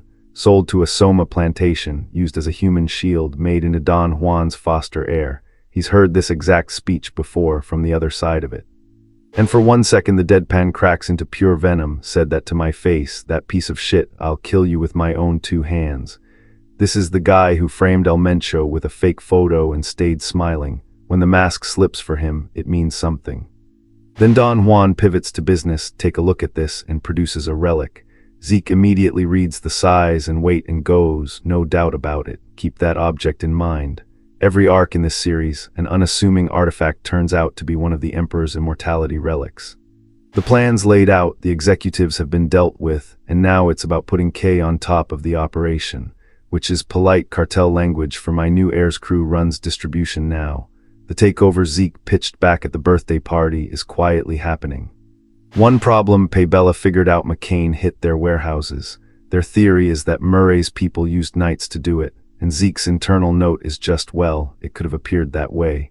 It appeared that way because that's literally what happened. He's just being modest about it. So Don Juan escalates, go warn those pirate bastards and teach them the master of the southern continent is called Murray. Classic mob boss flex, go make my name a threat. Zeke's read, so he wants me to attack Paybella. Yes, that's exactly the whole sentence. Zeke accepts without a flicker, I'll go to Paybella and let them know your will. Which, if you've watched this guy operate, is terrifying, because every time he cheerfully agrees to a job, it ends with an entire faction destabilized and pointed at each other. Then the 2 loose-end assignments. K, the mage he's been dragging around since the southern continent, the one held as a de facto hostage, gets Don Juan personally backing her. I'll take responsibility for being her backer. K just got promoted from leverage to protected asset. And for Zeke himself, the cartel's greatest hitman and a full squad assigned to him. On paper, support. In practice, same as last time Manuel's crew got assigned to him, that's babysitters. They'll be very helpful. Internal, that man, he knows he's being watched. He signs up anyway. Now the chapter does the thing I love. It cuts to the other side of the board and told you that ruin mattered. We're at Paulo Santos's territory, and Imperial investigators are picking through the site of Zeke's rampage. And the Imperial Intelligence Bureau has already swept the place. Investigations over, nothing left to find. Which is the Empire quietly confirming what Zeke suspected last chapter. This site is theirs, tied to the Plague Lab and the Relic Hunt. He walked into an Imperial operation and trashed it. Here's the detective beat. There were squads of mages and knights, clear signs of a real fight, and then the punchline, there was only one person here. Do you mean only one? Yeah, one guy did all of this. Traces of swords and magic, so their read is he's at least a red knight, and he dealt with everyone here alone. That's a callback with teeth. Last chapter Zeke was fighting the actual red knight Kane and reading his lightning armor like a manual. Now the Empire is scanning his wreckage and lowballing him as a red knight. They have no idea. And the panic spreads up the chain. Someone wants to know what the Empire is hiding and to dig into the Intelligence Bureau itself, and a subordinate's freaking out. What if problems arise later? Translation. One anonymous swordsman just made the Empire nervous about its own secret. It closes on ambition. They want to make their dominion the fastest, the strongest, and the line cuts right as the plan lands. The Empire's mid-move, and they don't know the one-man wrecking crew in their files is a regressor who's already lived through their whole end game. So here's my call. That relic Don Juan flashed is one of the Emperor's immortality pieces, and Zeke's Paybella warning turns into him quietly walking off with the Empire's lab data before the Bureau locks it down. He's not attacking a cartel, he's raiding the Empire under a cartel's orders, and they're paying him to do it. Tell me I'm reading it wrong in the comments. Zeke's own boss just shipped him off on a mission he fully expects him to die on, and Zeke figured that out before he even stepped off the boat, and decided to do the job anyway on his terms. That's the whole chapter right there. Everybody in it thinks they're the one holding the leash. Only one of them is right, and it's the guy who's supposed to be the bait. We open on a boat sliding into Paybella's port, and the guards clock it instantly. Who are you with? Great question. Terrible timing to ask it. Then we cut to a flashback and meet the one man Zeke's whole plan quietly orbits, Simon Zapatero, the guy who taught him Southern martial arts back in the past life, and inside the McCain cartel, where Zeke says everything was disgusting, Simon was the only person he could actually trust. In a cast full of knives, that's a big deal. And even now, after regressing, Zeke admits their fighting synergy is still incredible. So the plan under the plan, recruit him. File that away, a man walking into enemy territory is already thinking about who he leaves with. Back to now, the city's crawling with forces, so a front door brawl is off the table. Zeke clocks that this land used to belong to the Holy Empire, which means underground paths definitely exist. And keep this in mind for me. He specifically notes there should be Imperial soldiers all over this place. Remember that. It matters in a minute. Kay reasonably goes underground, through the maze. How would you even find your way? Cue the system, finding the way to underground path, Mateo's room. Zeke has GPS for war crimes. This maze, he says, is no problem for him. Yeah, when your minimap does the path finding, the ancient labyrinth is basically a hallway. He threads the tunnels, routing around the heavier forces, but here's the smart catch. He notices red knights and above don't get marked on the minimap, and he goes, oh, that's exactly why I bumped into Kane last time. So the map isn't broken, it just doesn't show you the scary ones, which is a genuinely terrifying loophole to be aware of. The crew splits off, job for them, plant bombs everywhere. Job for Zeke, go handle Mateo, Paybella's second-in-command, personally. Because the real math is simple. Kill Paybella's boss, and McCain and Paybella go straight to war. Zeke isn't here to win a fight, he's here to light a fuse. And here's where it gets cold. Zeke reads the whole setup. Did Don Juan really send me because he cares about his people? No chance. He figures Don Juan is hoping everyone he sent here comes back dead, using this ambush as a warning to Paybella, treating a sacrifice this size as nothing. If you were with me last chapter, that's the exact same my warriors are like my children speech Don Juan gave, and Zeke already knows in that man's mouth. Children means expendable. So Zeke just accepts it, but things won't go your way, Don Juan, because I'm really going to kill Mateo. He takes the suicide errand and turns it into his own move. That's the thesis in one line. He's the pawn and he's fine with it, because pawns that know they're pawns are the dangerous ones. And now the payoff on that thing I told you to remember. Zeke gets deep in and goes, that's strange. Paybella and the Empire were supposedly working together, so where are all the Imperial bastards? No reactions on the minimap either. The soldiers he specifically expected to see, gone, told you it'd matter. We were wrong, and right on cue, ambush. Enemies swarm and yelling, capture that guy alive. So the trap he was setting, he just walked into one. Beautiful little role reversal. He sizes the attackers up and is deeply unimpressed. These rascals are weak for Imperial bastards. His read, they're pretending they properly deployed troops after sending in guys this flimsy. Someone's faking a presence here. He clocks it mid-swing. Skill Dragon's Dignity activated. The ultimatum that comes with it is peak main character. Bow and you get to live. Don't and prepare to die. He's not even negotiating. He's offering a survival plan and charging for it. One of them finally says the quiet part loud. What is the Empire even doing coming all the way south? The answer they drop, interrupting the great plan. There's a great plan. Capital G, capital P noted. You interrupted the great plan, so I'll take your soul myself. Big words from a guy about to become a stat line. But Zeke's brain is already running the forensics. This mage just raised a whole army of zombies in one go, so he must be high level. And then the connection, aren't most black mages at that level from the Scorpion clan? The same clan that sent the poison and the chimera after him 2 chapters ago. He even wants the guy's affiliation and circle. He's not scared, he's collecting evidence. System confirms it. Miasma corrupted zombie knights eliminated. 10 karma points. That miasma corruption is the same nasty mechanic from the Kane fight, and Zeke's just farming it now. Tusk, I should turn that guy into points later. I'm done here. Casually shelving a high-level mage as a snack for future XP, the audacity. A little further and he hits Mateo's office. The target's finally in reach. He knows the clock's ticking, 2 reinforcements are coming soon, so this needs to be fast, and that word fast is about to bite him. Because someone's already waiting for him at the office. I've been waiting. Simon, the fastest, and we cut. Someone here knows Zeke's past life name. Someone connected to the one man he trusted. My bet, this isn't an enemy, it's Simon or someone who knew him, and the recruitment plan just got a lot more complicated than kill Mateo and leave. Tell me I'm reading it wrong in the comments, but a guy who's been waiting and knows that name is not a coincidence. A blue rank walks into an assassination that was ordered on him, and walks out with the assassin kneeling and swearing loyalty. That's the whole power gap of this chapter in one sentence. Let's rank how we got there. So Zeke does the math out loud. Don Juan sent this ghost to erase him before things got messy. The boss would rather lose the whole Paybella distribution network than keep the guy carrying it. And Don Juan's cope, it'll be fine without you, we'll just run it through K. Buddy, you benched your S-tier asset to keep your F-tier ego. Then the system does its favorite party trick. Administrators request confirmed, healing factor suspended. Somebody upstairs keeps flipping OFF his region right before a fight, third time now. Handicap match then, no passive healing, one masked killer in the dark. On paper this should be close. So Zeke, unbothered, just asks the assassin why he hasn't done his job yet. Calls him by title, Shadowless Ghost, like he's reading it off a wanted poster. The ghost freezes, do you know my previous name? Zeke, without blinking, Simon Zapatero. I know your past, and I know exactly why you're under Don Juan.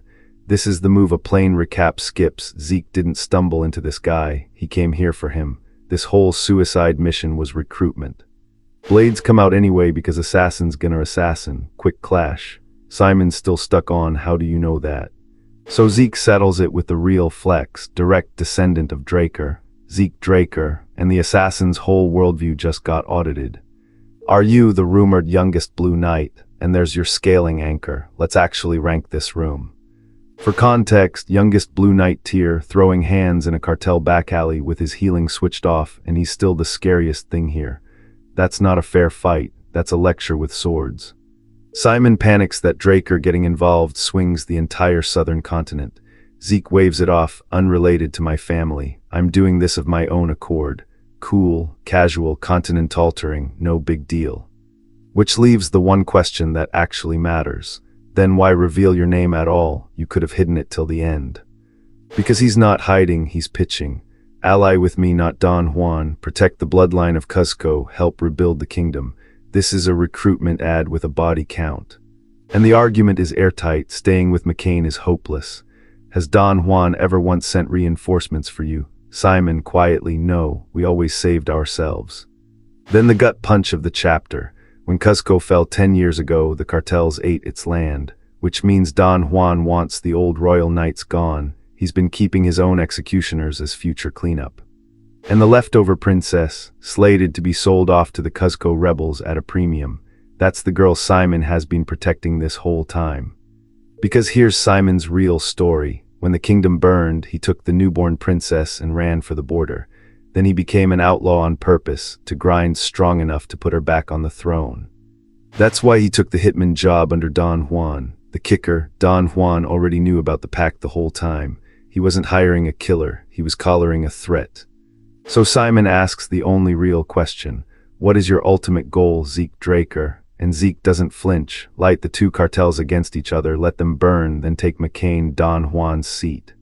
Simon names two conditions before he bends the knee. Bring his subordinates in too, and swear to protect the Cuzco bloodline and rebuild the kingdom. Be true to them.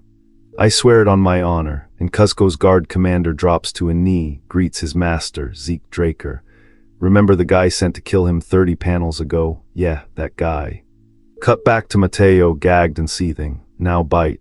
Zeke needs the war, and Paybella's second in command is the match. Rest for eternity, indeed. Mateo signals his men, ambush pours in, and Simon's crew answers, steel everywhere. Then mid-fight, everyone greet our new boss. Full squad secured in one meeting. Trackers are already on them, so they split, and it's not chaos, it's the plan. The real objective was buried in the commission all along. Use the war's noise to rescue the confined girl from McCain. My read, that princess is the actual prize this whole arc's been circling, and Zeke just built an army to grab her. Tell me I'm wrong in the comments. The man who owned him like cattle in his last life spends this whole chapter dying slowly on his own floor, and Zeke barely raises his voice to do it. But this is a prediction episode, so we're reading the tea leaves, and chapter 62 plants about 6 of them. We open a month after the Paybella hit, and it is going badly for Don Juan. His district keeps getting raided, and here's the number that matters. Half of McCain's executives are already dead. Then he admits the quiet part. He sent that suicide crew last chapter hoping to thin out his own people. The catch, they provoked Paybella a little too well. Congratulations, your disposable pawns overachieved. So here's the plan he's proud of. The pirates are blind with revenge. They'll charge McCain, and he'll lure them in and wipe them out, while he commands safely from the Tahawani villa. Villain math where he never sits in the splash zone. Crisis has always made us stronger, he tells the room. Hold onto that line, remember it, because the guy saying it has maybe 40 panels left to breathe. First he executes the informant who laked the villa plan, good work knife, done, then licks his lips for the main dish. Sir, I have terrible news about who's eating tonight. And in walks the main dish. Zeke strolls into the boss's private room like he booked a reservation, past all the bad news Don Juan's been having. Don Juan puffs up, you think I've never faced threats on my way up. And Zeke, flat as ever, goes good. I was worried you'd cry and beg for your life. The disrespect is surgical. Guards get called, guards do not matter. We've watched this kid solo a red knight inside a soundproof box. A room full of Don Juan's muscle is a rounding error. Then Zeke drops the mask completely. In his past life, he crawled under this man like a dog, killing on his orders, and he never got the time to make him suffer for it. He says he dreams about fixing that. The dreams are the people he was forced to kill, still begging him to save them, while Don Juan got fat on their blood. This is the most words we've heard Zeke string together in 10 chapters. That's how much this one matters to him. Don Juan's defense, I'm God's chosen savior, the poor need me. The cartel boss who launders mass murder into a charity brochure, never not funny. Die slowly, and the man who swore crisis made him stronger discovers it just makes him dead. That revenge arc, 6 chapters in the making, paid in full, no interest forgiven. Prediction 1, and it's the whole episode. Killing Don Juan doesn't end the cartel war. It starts the version of it Zeke actually wanted. Cut to K, and the cover story is immaculate. The dead executives tried to defect to Paybella and Don Juan killed them. K was already running all the real operations, so no blame, clean hands, seamless handover. Now the syndicate inherits everything, and here's where I sat up. Reinhardt's Trade Guild is launching a pharmaceutical company. The play, take the high-grade soma this entire cartel runs on and process it into actual medicine. Zeke isn't seizing a drug empire, he's laundering it into a legitimate business. That's a completely different end game. And they secure cultivation permits after helping the Cusco kingdom. Remember Simon's whole reason for living, protecting Cusco's princess? That loyalty thread just quietly became a business plan. Prediction 2, Cusco is Zeke's next power base. Zeke bounces with a breezy got plans for the rest too. No time to explain, see you later partner. He just built a shadow supply chain across 2 kingdoms and he's treating it like a to-do list. Then his brain flips to logistics, and everyone's going to skim this part, don't. He's suddenly worried about Prince Karis and about Decker, who hasn't come back since the banquet. The central continent is several days out, and if he rolls in late, the prince, or someone standing next to the prince, starts asking why. The fear said out loud, am I already tied to McCain's downfall, or does he suspect me and that's why he summoned me? So the move is simple, manufacture an alibi right now. And the method is the system itself, a portal, 600 points, destination Atlas Ruins zone. He's literally spending currency to be somewhere he isn't. Prediction 3, that alibi is about to get complicated. He lands at the Atlas Hotel Sky Lounge, alibi in motion, everything going to plan. Except someone's already waving him over, Zeke over here, and our guy just goes just as I thought, which means the ambush meeting wasn't a surprise. He walked in expecting a face. And the face, Abel Draker. The chapter cliffhangs on the Draker family walking straight back into Zeke's life in the middle of his cartel takeover. 2 worlds he kept separate, now sharing a table. So here's my full read. This southern arc was never about drugs. It's Zeke stacking money and muscle before the real Draker reckoning, and Abel surfacing now means the family already smells it. Bet the Cusco princess ends up the key that unlocks the central continent. Tell me I'm wrong in the comments.